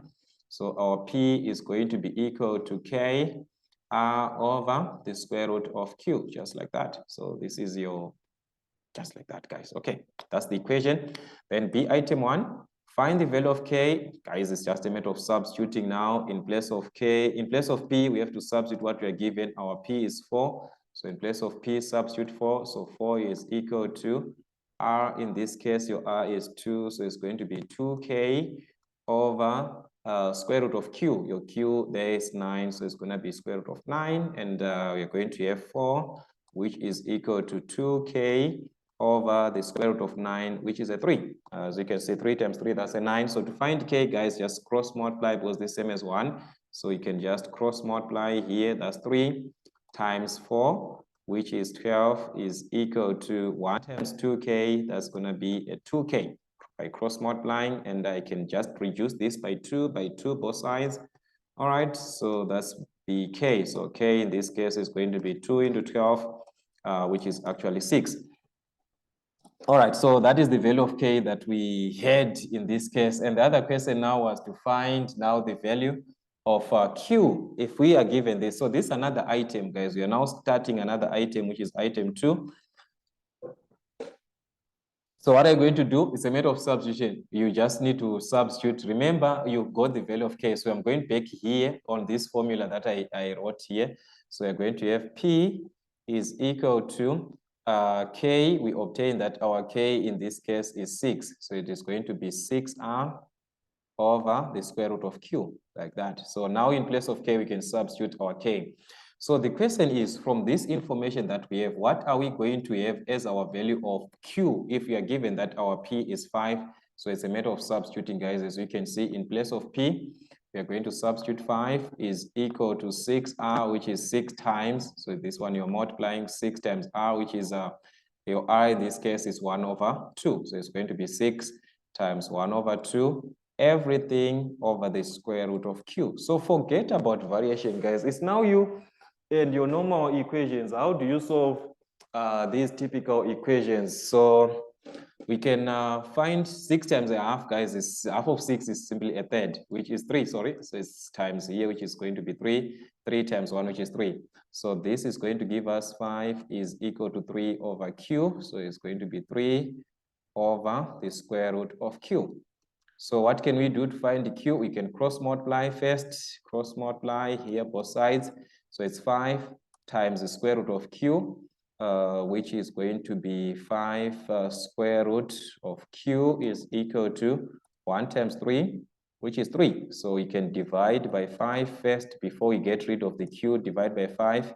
by 5 here. So it means the square root of Q here is going to be equal to 3/5. So how can I get rid of the square root? So take note, whenever you're given square root, you square both sides. So you're going to square both sides. So the moment you square, you are getting rid of the square root. So your Q is going to be 3 squared, which is 9/5 squared, which is 25. So that's our Q, which is 9/25, just like that. So guys, as you can see, yeah, variation is just a matter of knowing your formulas and how to apply those formulas in a better way. Yeah, you can actually, love this topic if you work with the matched questions. As you can, it's actually nothing. I hope you just watch the videos on variation that we did before so that at least you can learn something from there. All right, on number 21, we are now asked to find the ratio of A as to B. So this is A as to B from this information that we have got. So remember that A over B is the same as A as to B. So what we can do, let us find this first so that it can be easier for us to know A over B. Okay, so how can we find A over B? We are given this A minus B over A plus B, which is equal to 4/5. So definitely there, let us cross multiply because we need to find A over B. So we can cross multiply. 5 multiplies, remember 5 multiplies everything. So it's 5 times A here, which is 5A, 5 times minus B, which is minus 5B. So this is going to be minus 5B, which is equal to 4 times A. It multiplies everything. So it's 4A, 4 times B, which is going to be 4B. So in order for us to have A over B like this, we need to collect the terms of A to one side of the equation, the terms of B to one side of the equation. So transpose 4A to the left-hand side of the equation is going to be 5A minus 4A, which is going to be equal to 4B, which was already there, minus 5B to this side of the equation is going to be a plus 5B. All right, so what am I trying to have? Here, 5 minus 4, that is 1A, so it's just 1, which is A is equal to, if I add these two, 4 plus 5 is going to be 9B. So take note, guys, we need to find A over B. So what am I going to do? Definitely, I have to divide by B both sides, divide by B this side. So this can cancel. So A over B is equal to 9, but 9 is a whole number, which is same as 9/1. 9/1 does not change. So it means A is equal to 9. So therefore, A as to B is going to be what? A, here we said A is 9. So it's going to be 9 as to B. Our B is equal to 1. So it's going to be 9 as to 1. That is what this question was asking you to do. So guys, answer the question. Understand the principle of the question. What are you given to calculate? What are you supposed to have? Something like that. All right. So that was it, guys. And on the next question, now we are given a non-right angle triangle. As you can see, it's a non-right angle triangle on B, and we are given that from this diagram, we have got area of triangle ABC. The area of triangle ABC is 31,5 square centimeters. Calculate sine theta as a decimal. Okay. So the question is, where are we going to have this sine theta from? Where are we going to have the sine theta from? Okay, we know that if you are given a non-right angled triangle like this is a non-right angled triangle. So area of a non-right angled triangle, because we are given area, is equal to half AB sine theta. All right, so we know this is half AB sine theta or sine C. So your sine theta is the one. Take note, the question wants you to have the value of sine theta, not theta. You're supposed to remain with the sine theta here. So you want to find the value of this sine theta. This is the one that we want to calculate. Okay, so let us substitute whatever that we are given in this case. And what are we given? We are given the area, which is the area. Let us substitute. We said our area is 31,5 as per our question here. So area 31,5 is equal to half AB sine theta. So remember, A and B, these are the sides which create the angle that you are given as your theta. So it's half of 12 here, half of 12 times 10,5 times 10,5. All right, times sine theta, like that. All right, so that's what you're going to have. So all we need is to find the value of what? Of sine theta. So what can I do? There are so many ways, guys. We can simplify this. Half of 12, that is 6. And since I want the value of sine theta, I'm going to divide by 6 times 10,5. Yes, you can combine this at once. It's fine, depending with what you want to have from your side. But if you divide, this is going to give you 63. If I'm not mistaken here. So it's 31,5, which is equal to 63 sine theta. So to find sine theta, divide by 63, divide by 63 here. So this can cancel out. All right, so sine theta is going to be equal to what? From this, our sine theta is going to be equal to this 31,5 over 63.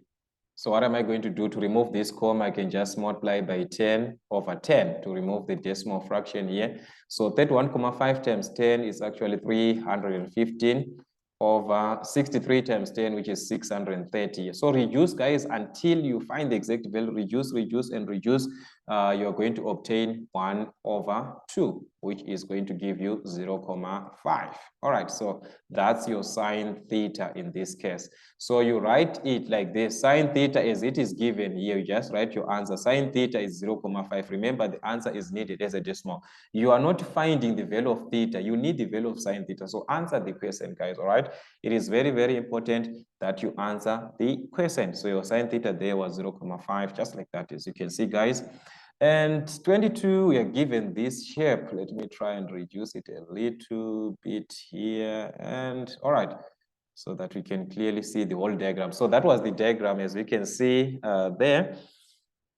So the question was, on the diagram, draw 2 lines of symmetry and label them M and N. So remember, guys, lines of symmetry, these are the lines that divide your shape into 2 equal parts. And here, because of, guys, I'm not having a ruler, but as you can see, your line of symmetry is going to be from this point to this point. That is your first line of symmetry. Let me try to see if I'm going to win drawing this line, guys. All right, something of this nature. All right, so that was our first line of symmetry. We just call it L and M. So the other one was going to pass, like if you see from this side, if you are to, am I going to win here? From this side here, all right, something of this nature there.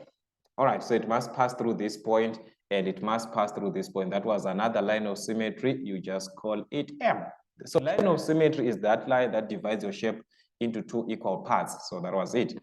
And there you are now. So draw, we are done here. And the other question, state the order of rotational symmetry of the deck. Guys, if we are to rotate this shape 360 degrees, how many times is going to remain like this? I think it's going to be 2 here. As it is, if you rotate this, it's going to be from this side here. So it's to be 2, order of rotational symmetry. So it's going to be 2 here.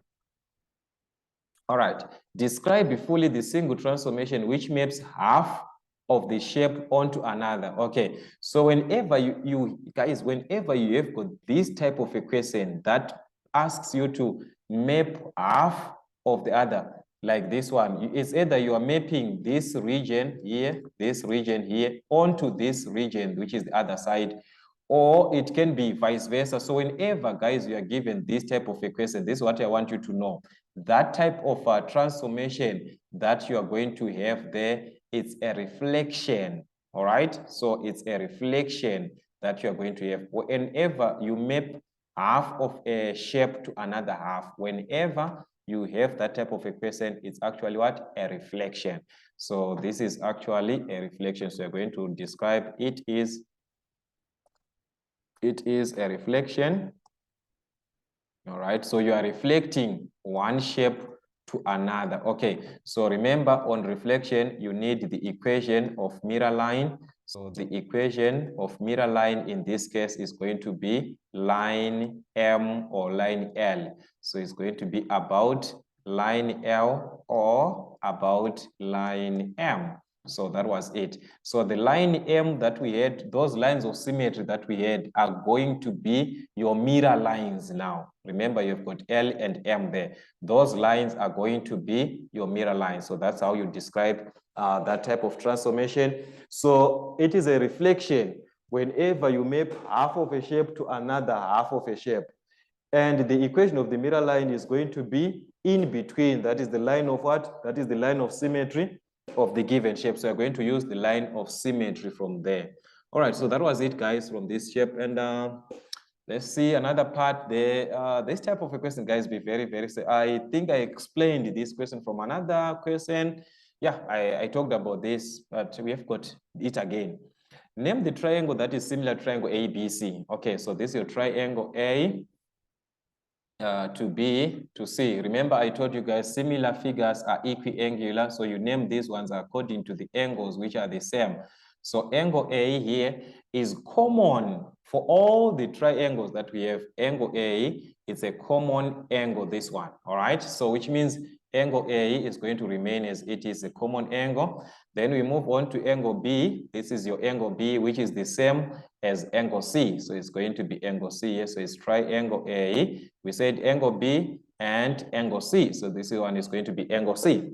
Then the last one is ABC. So it's ABC. The C that we are talking about in triangle ABC is this one, the whole of this angle C, this one. This is one that they are referring to. So as you can see, this is the third angle that we have. So definitely this third angle here is going to be the same as this angle at D. There is no way, guys, in a triangle, if you are given two angles in a triangle, the remaining angle, definitely they are going to be the same. If you are given these two angles here, this remaining angle and this remaining angle, automatically they will be the same. So it means this angle at D is going to be the same as the angle at C. So these are the similar figures that we had, just like that, guys. Then we move on to the other type of the question, which is now to calculate the length of AB. So to have the length of AB, we must take it from what? The similar figures. We need A to B. So from your similar figures here, can we write the ratio of sides? So it is going to be AB, that is our ratio of sides. So let me just write it here. So this is our B here. So we're going to have AB over the corresponding here, which is AC. So it's AB over AC, which is equal to BC here. So it's going to be BC over the corresponding side, which is a CD. So this is going to be CD, which is equal to the last one, which is AC here. So it is going to be AC over the corresponding side, which is AD. So that's what you're going to have. So you fill in your values here, AB over AC. So this is going to be AB. We have AB is the one that we want to calculate. So we want to calculate AB. So we're going to leave it like that. AB over AC. What is our AC? From A to C here is 6. So it's going to be 6, which is equal to BC. Do we have BC from our diagram? We do not have. CD. We have it, but we do not have BC. So this one is not going to work. You leave it like that. You move on to AC over CD, over AD. AC, do we have AC? Yes, we've got AC here. A to C is repeating, which is 6 over AD, A to D here, which is 3. So this one is going to be 3. So we can find our AB. How can we find AB? We can simply, since this 6 is dividing, therefore remove this 6 by multiplying it, because it's dividing, so it can cancel here. So AB is going to be 3 into 6, which is 2. 2 times 6, which is 12. So that's what you're going to have in this. All right, so one is going to give us 12, which is actually 12 centimeters here. All right, so this is 12 centimeters. Now let's get back to our, okay, number C here, express cos ACD, that is ACD. So let me just remove this part here so that we can clearly see the diagram. All right, so we are asked to express cos ACD, which is this part, as a what? As a fraction, that is this part here, cos ACD. Already this is the angle that is indicated here. So as you can see, guys, it's a non-right angle triangle and everything is there in this triangle here. Everything is there from this point, everything is there. So What are you going to have at the end? I'm just going to use our normal cosine rule. So remember your cosine rule, guys, that cos of an angle, if you want to determine the cos of an angle, is going to be given by this formula. Remember, cos A is equal to B squared plus C squared minus A squared all over 2BC. All right, so in this case, it's cos of this angle, which is ACD. So it's going to be cos ACD like this, which is equal to B squared. Remember, the B and the C are the sides which are creating the angle, which is 5 and 6.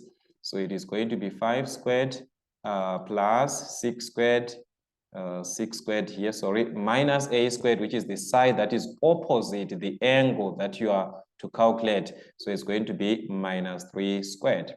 Everything over 2 times B and C, of which this is your B, this is your C. So it's going to be 2 times 5 times 6. All right, just like that. So you're done here. So that's your cos ACD. So this is your cos ACD, guys. Pardon this way I'm writing. Okay, so 5 squared is going to be 25 plus 6 squared, which is 36, minus 3 squared, which is 9. Everything over 2 times 5, that's 10. 10 times 6, which is 60 here. All right, so, all right, let me erase this part. So what you're going to do, guys, you have to simplify, add 25 and 36 together. All right, so if I'm to add this, I'm going to obtain 35. 25 plus 36 minus 9 is going to be 52. I'm going to obtain 52 there. All right, so it's 52 over 36 over 60, sorry, divide by 4. Yeah, I can divide by 4 here. 4 into 5, that is 1. Remainder 1 into 12, that is 3. So it's going to be 3 here. 4 into 60, which is 15. Yeah, that is 15. So that's our cos ACD, ACD, like this. So remember, the question is asking you to leave your answer as a common fraction. So you don't simplify, you just leave your answer as a common fraction, which is 13 over 15. So that was 13 over 15 as a common fraction, just like that, guys. So as you can see, these questions, they're actually there. Everything is actually there, isn't it? It's common, just like that. All right. So this is direct, guys. This is direct. Okay. Number 25 there, we are now given from this part, the acceleration, you're given a velocity time graph. As you can see, velocity in meters per second, time in seconds.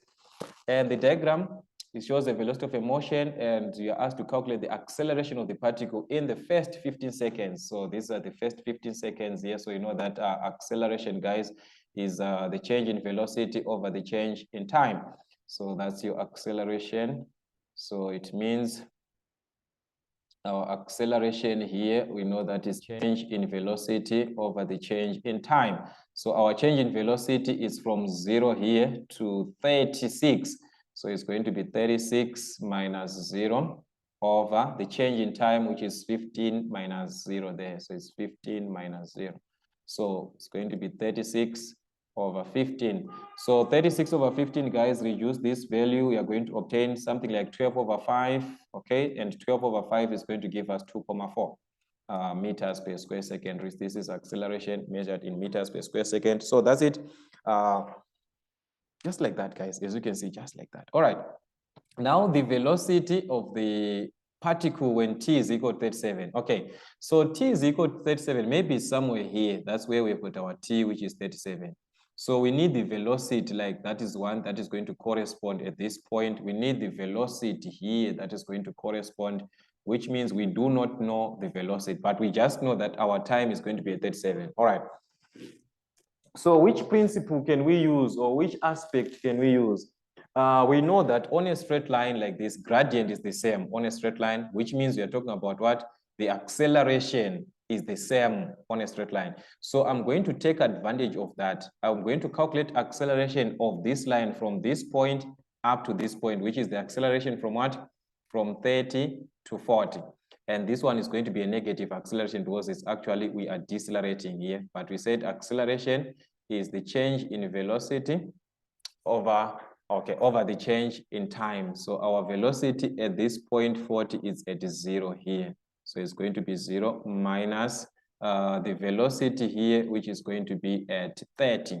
So it's going to be 0 minus 30 over the change in time. It's from 40 to 30. So it's going to be 40 minus 30 like this. And 0 minus 30, that is minus 30 over 10. And if I'm to reduce this, I'm going to obtain minus 3 meters per square second.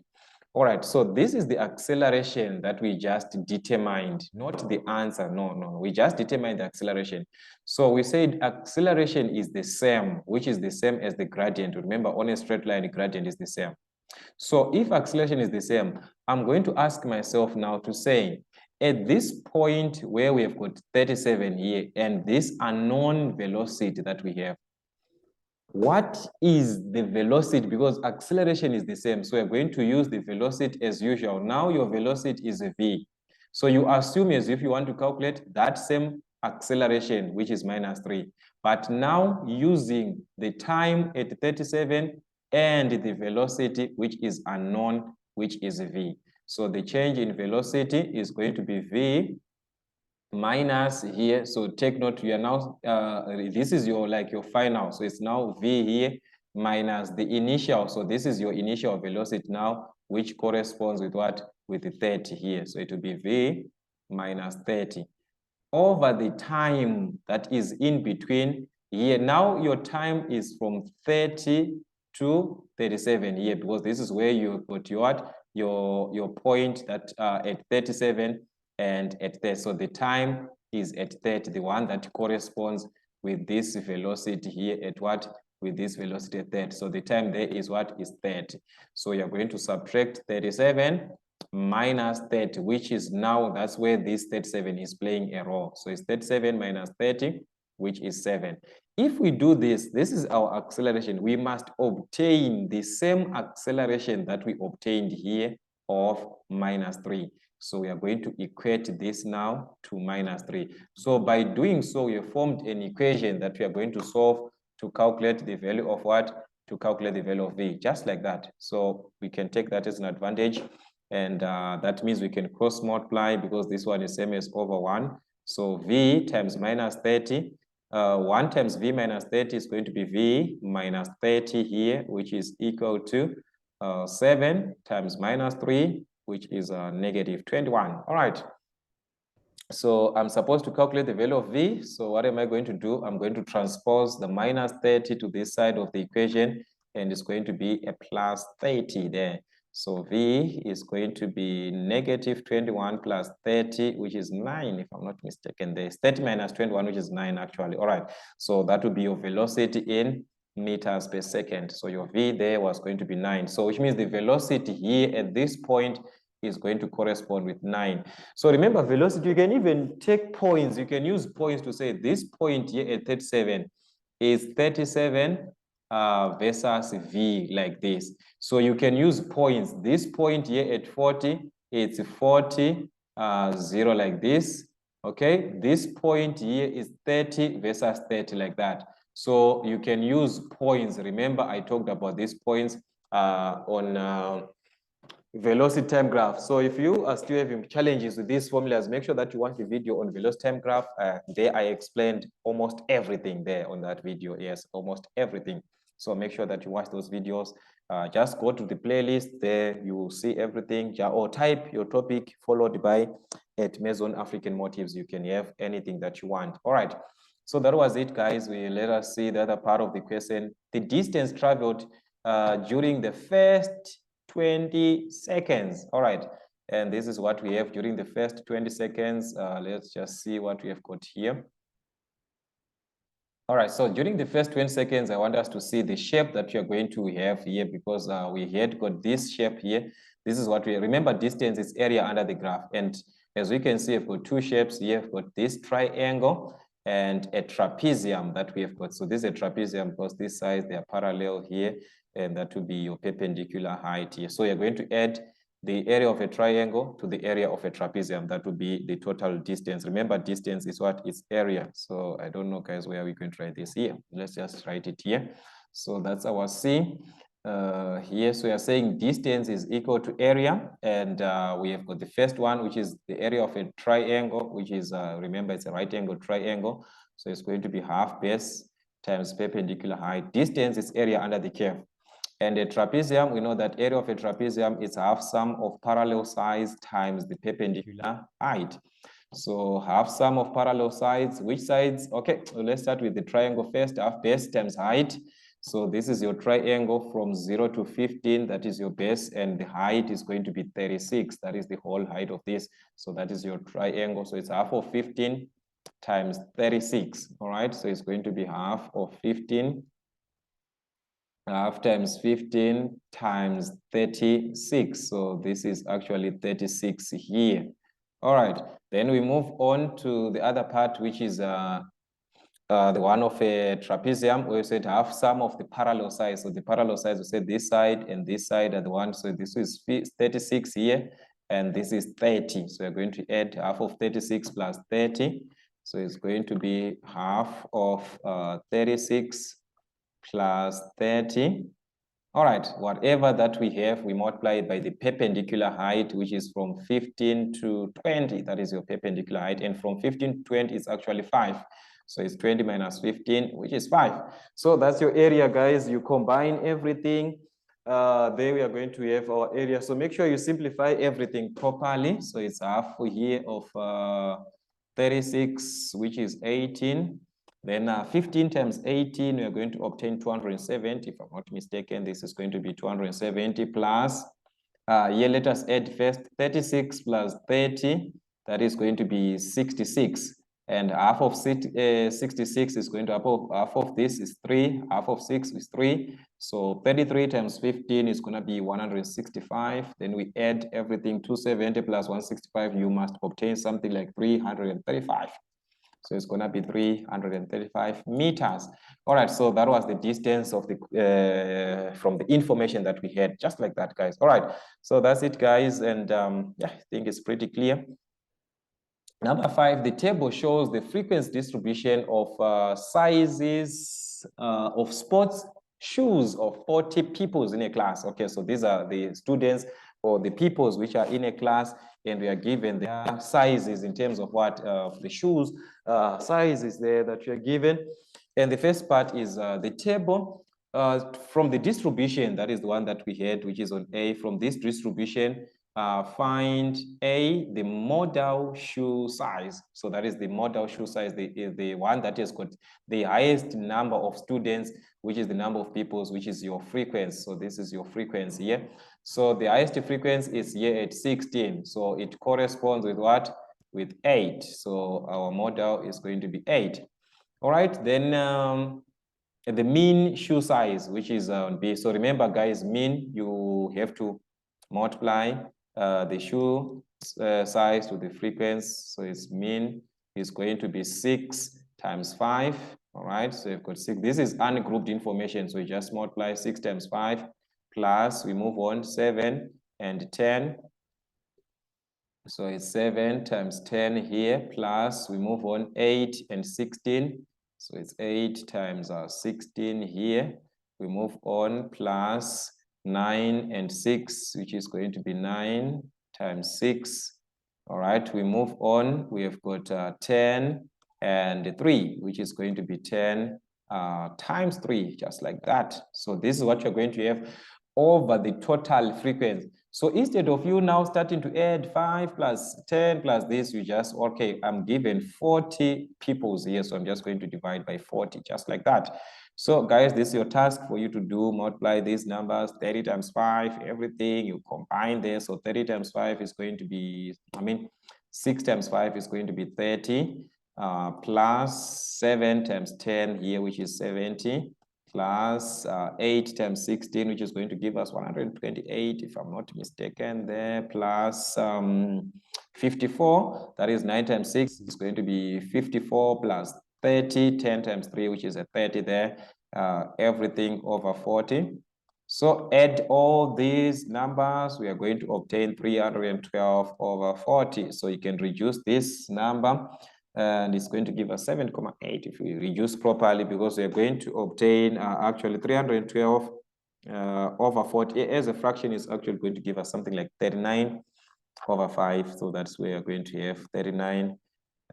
This is 39 over 5, and 5 into 39 is going to be into 7. Remember, into 35 is 7, and we've got a remainder of 4. So into 40 there, which is going to be comma 8. So that is what we're going to have. So it's actually the mean shoe size. So it definitely is going to approximate 7,8, and this approximates to 8. So that will be the mean. It's going to approximate to 8. And peoples are selected at random. That is now probability. Give your answer as a common fraction. Calculate the probability of selecting a people, which means it's one. You selected only one people there. Okay. Who weighs size 7? So which one? How many do we have that way size 7? We are picking one, but from which group? We are picking from this group here. Shoe size 7, we have got 10 peoples which are there. So the probability of just selecting one is the number of learners, the number of students who are in this range, and there are 10 of them. So it's going to be 10 out of the total frequency, which is 40. So that's it, guys, and it's going to give us 1 over 4. So that is the probability there. Okay, or you can write as a fraction, as a decimal, depending with what you are given. So in this case, we are just given, okay, we are given as a common fraction. So you're supposed to leave your answer as a common fraction. Answer the question with the instructions that you are given there. All right, now we are given that there are 2 learners, which 2 peoples who were size 7. So now these are 2. So which means the first one is going to be what? Okay, we need shoe size 9. So let us go to size 9. There are 6 of them. That is the first choice. Your first choice, those learners, they are going to be complete, and there will be 6. I want you to understand this part, guys, so that you won't make a mistake. So the first choice is these 6 as they are, all right? So they are going to be 6 as they are, which is 6 over the total, which is 40, like this. But now when I am to pick the second student, because I'm picking the second student, which is the second people from the same class that I had, or from the same group here. There were 6 of them. Now I have removed 1 student here, or 1 people, so which means they are going to remain as 5. So from the same group, there will be 5 who are left. And also it is going to affect the total, because I have picked a people from the group of learners who were there, or from the group of people who were there, who were originally at what? At 40. So if I have removed 1 learner, it means I'm going to be left with the 39 learners of them. So reduce these values. That's 5, 1 here, 5 here, 8 by 3 here, which is 2, by 3 here is going to be 3 into 3, 1, 3 into 9, which is 3. I can reduce again, 3, 2 here, 1, 2 into 8, that is 4. So as you can see, I can't reduce any further. So I have to multiply 1 times 1, which is 1 over 4 times 13, which is going to give us 52. So that's what you're going to have in this case. So everything is going to give us 52, as we can see. So it was actually simple and straightforward, guys. Simple and straightforward, as you can see. It's actually simple and straightforward.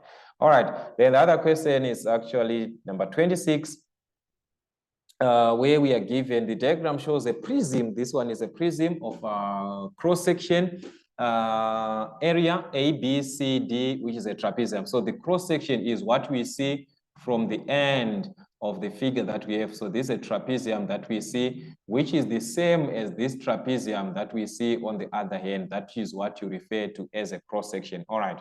So there we are given everything, and it's actually right angled, which is at 90 degrees here. So the first question is to calculate AD. So how can we calculate AD, which is A to D? This is the height. So I want you to take note, we are just going to use this trapezium here. Let me just remove this part. We are going to use our trapezium here, because from the trapezium, we are going to note that this AD is the same as B to this line here, is same as B to this line. It's actually a right angle. So this one is one and the same thing. So it means the distance that we are going to have from A to B, this one, from A to B here is 12, which means it's the same thing from the D to this point is going to be 12. But originally, the whole of DC was 20. So it means 20 minus 12 is going to give us 8. So I'm going to be left with 8 here. But we said this, our height here, this is your height, okay, which is the perpendicular height, which is the perpendicular, is the same at B to this point, or this one at AD. These two are actually the same. So which means you can use Pythagoras theorem. As you can see, we are left with what? With a right angle triangle. This is a right angle triangle that we have, where we are given 17 here, and we are given this 8. So we want to calculate the third side. So your Pythagoras theorem, guys, can work. Remember that your Pythagoras theorem, h squared is equal to a squared plus b squared. All right, so that's it there. So your h is the hypotenuse, which is the bc squared, which is this 17. So 17 squared is going to be equal to a, which is the shorter side. So your a in this case is the height, this one, which is your AD. So I'm going to write this as AD as we are given. So it's AD squared plus the other shorter side, which is this 8. So it's going to be 8 squared. So that's it. 17 times 17, which is 289. Yeah, that's going to be 289, which is equal to AD squared plus 8 squared, which is going to be 64. All right, so transpose this to the other side of the equation. We are going to be left with 289 minus 64. All right, so if we subtract, okay, guys, this I'm trying to write fast. Now it's doing this. All right, so it's going to be 225. I'm not mistaken there, it's going to be 225, yes. So this is 225, which is equal to AD squared, like that. All right, so that's your AD squared, guys. Just introduce the square root both sides, square root both sides. So your AD is going to be what? The square root of AD, which is square root of 225, which is 15. 15 times 15, that is 225. So it's going to be 15 centimeters. So that is our AD, which is 15 centimeters. So that's it, guys. That's what we are going to have in this case. So we said our AD is going to be 15 centimeters, which is the perpendicular height of what? Of this triangle, of this trapezium here. So we now have got our perpendicular height, which is the one that we are going to use later on the other questions. So this is actually 15 here. This is 15 centimeters. All right. So now we move on to the volume of the prism. All right, so that is the B, the volume of the prism. Okay, this is what I want you to note, guys, and to understand whenever you're given a prism like this, whereby where I told you that this cross section here is the same. As you can see, we've got the same cross section as this one. So on that type of a question, for you to have the volume, this is what you do. You simply find the base area, which is the cross-sectional area, or the base area. So it's the cross-sectional area, or the base area times the height. Is simple. That's it. So the cross section is the shape that you see on one end like this. This is the shape that we see. So it's a trapezium. And what is the area of a trapezium? We know that area of a trapezium, it's half sum of parallel sides. So this is going to be half sum of parallel sides times the perpendicular height. So this is the cross section, which is what we see on one trapezium, times the height. The height is the distance from one trapezium to another, this distance here, which is what? Which is 60. That is your height. So that's it, guys. By doing this, you've got the volume. Whenever you're given this type of equation where there's a cross section and there's another part there, you simply find area of one cross section, you multiply by the height. All right, so our trapezium, guys, let us find the area of a trapezium, which are the parallel sides. So it's going to be half of the sides which are parallel, A and B. So that is this 12 here and the 20 here. These are the parallel sides. So it's going to be half of 12 plus 20 times the height in this case. So take note, this height here is of the trapezium, not the height of this 60. No, this is the height of the trapezium, which is your AD, the height that you calculate. So you see, if your AD is wrong, which means this was going to be wrong. So that is your height half. That is the area. So this one is the base area or your cross-sectional area, this one. Whatever that you get from here, you multiply to 60. So that's it, guys. Let us quickly add the values here. We're going to have 12 plus 20 here, which is going to be 32. Yeah, so this is going to be 32 here, and half of 32, which is 16. Then we multiply these two first. So it's 16 times 15, okay, which is going to be 240. So we are going to have 240 times 60. All right, so if we multiply this, is going to give us 14,400. So it's going to be 14,400 cubic centimeters. This is volume. So volume is measured in cubic units. All right, so it's going to be cubic centimeters, just like that. So that's volume, guys. So it's area, which is your base area, times the height, which is the distance from one shape to another, which is this height here, which is the same height that we have here, the same height that we have to that shape. That's simply what you do.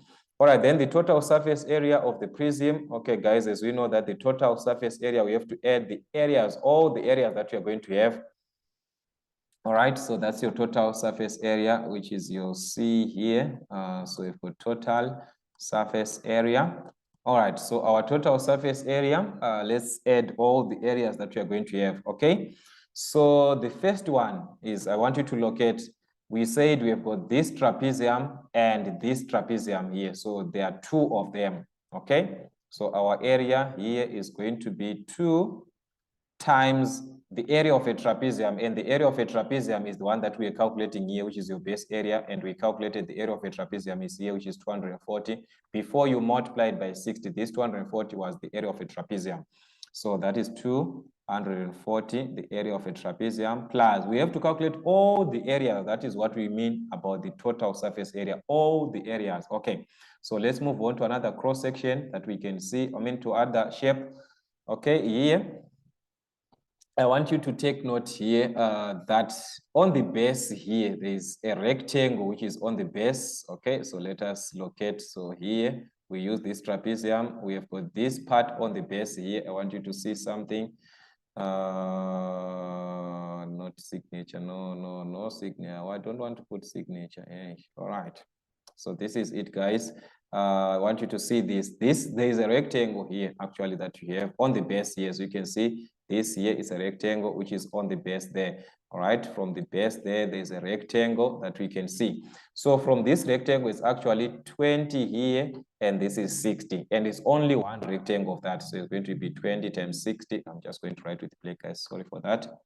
So it's 20 times 60, or 60 times 20 is just one and the same thing. Area of a rectangle, length times width.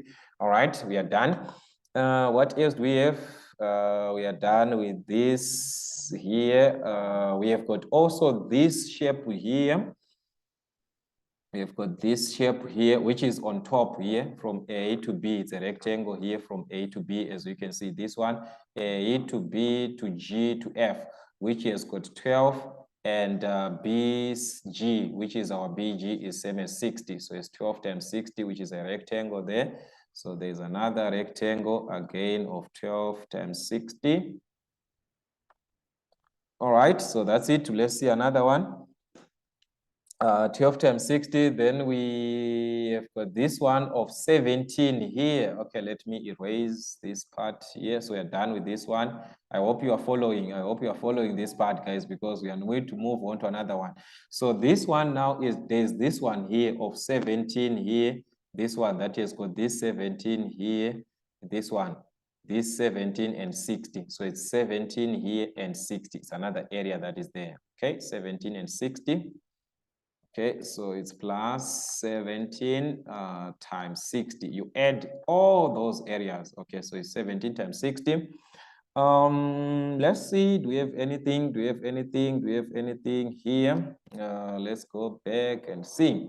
There is this one here that we left. Okay, let me remove this part. We have got this one that is now left here that we didn't mention. The last one, this one that is on this side here. From A to D, this one, there's a rectangle that is being formed here. From A to D to E to F. Remember, we said our AD we calculated before this one, we said is 15. So it's going to be 15 times this wall height here, which is 60. So it's 15 times 60. All right, so that's 15 times 60. I just hope we took everything. Yeah, I just hope so. 15 times 60. Yeah, I hope everything is there here. All right, so yeah, that's it. So the first part, we are going to obtain 280 if we multiply properly there. 20, 60, 60 times 20, which is going to give us 1,200. All right, plus 12 times 60, that's 720. Plus 17 times 60, which is going to be 1,020, if I'm not mistaken here, 1,020 plus 15 times 60, which is going to be 900. All right, so that's going to be 900 in this case. So if we are to add, guys, this is 2 times 2, which is 4. Here it's 480. Sorry for that. So it's 480, 720, 1,020, 900. Okay, this one we said is 900.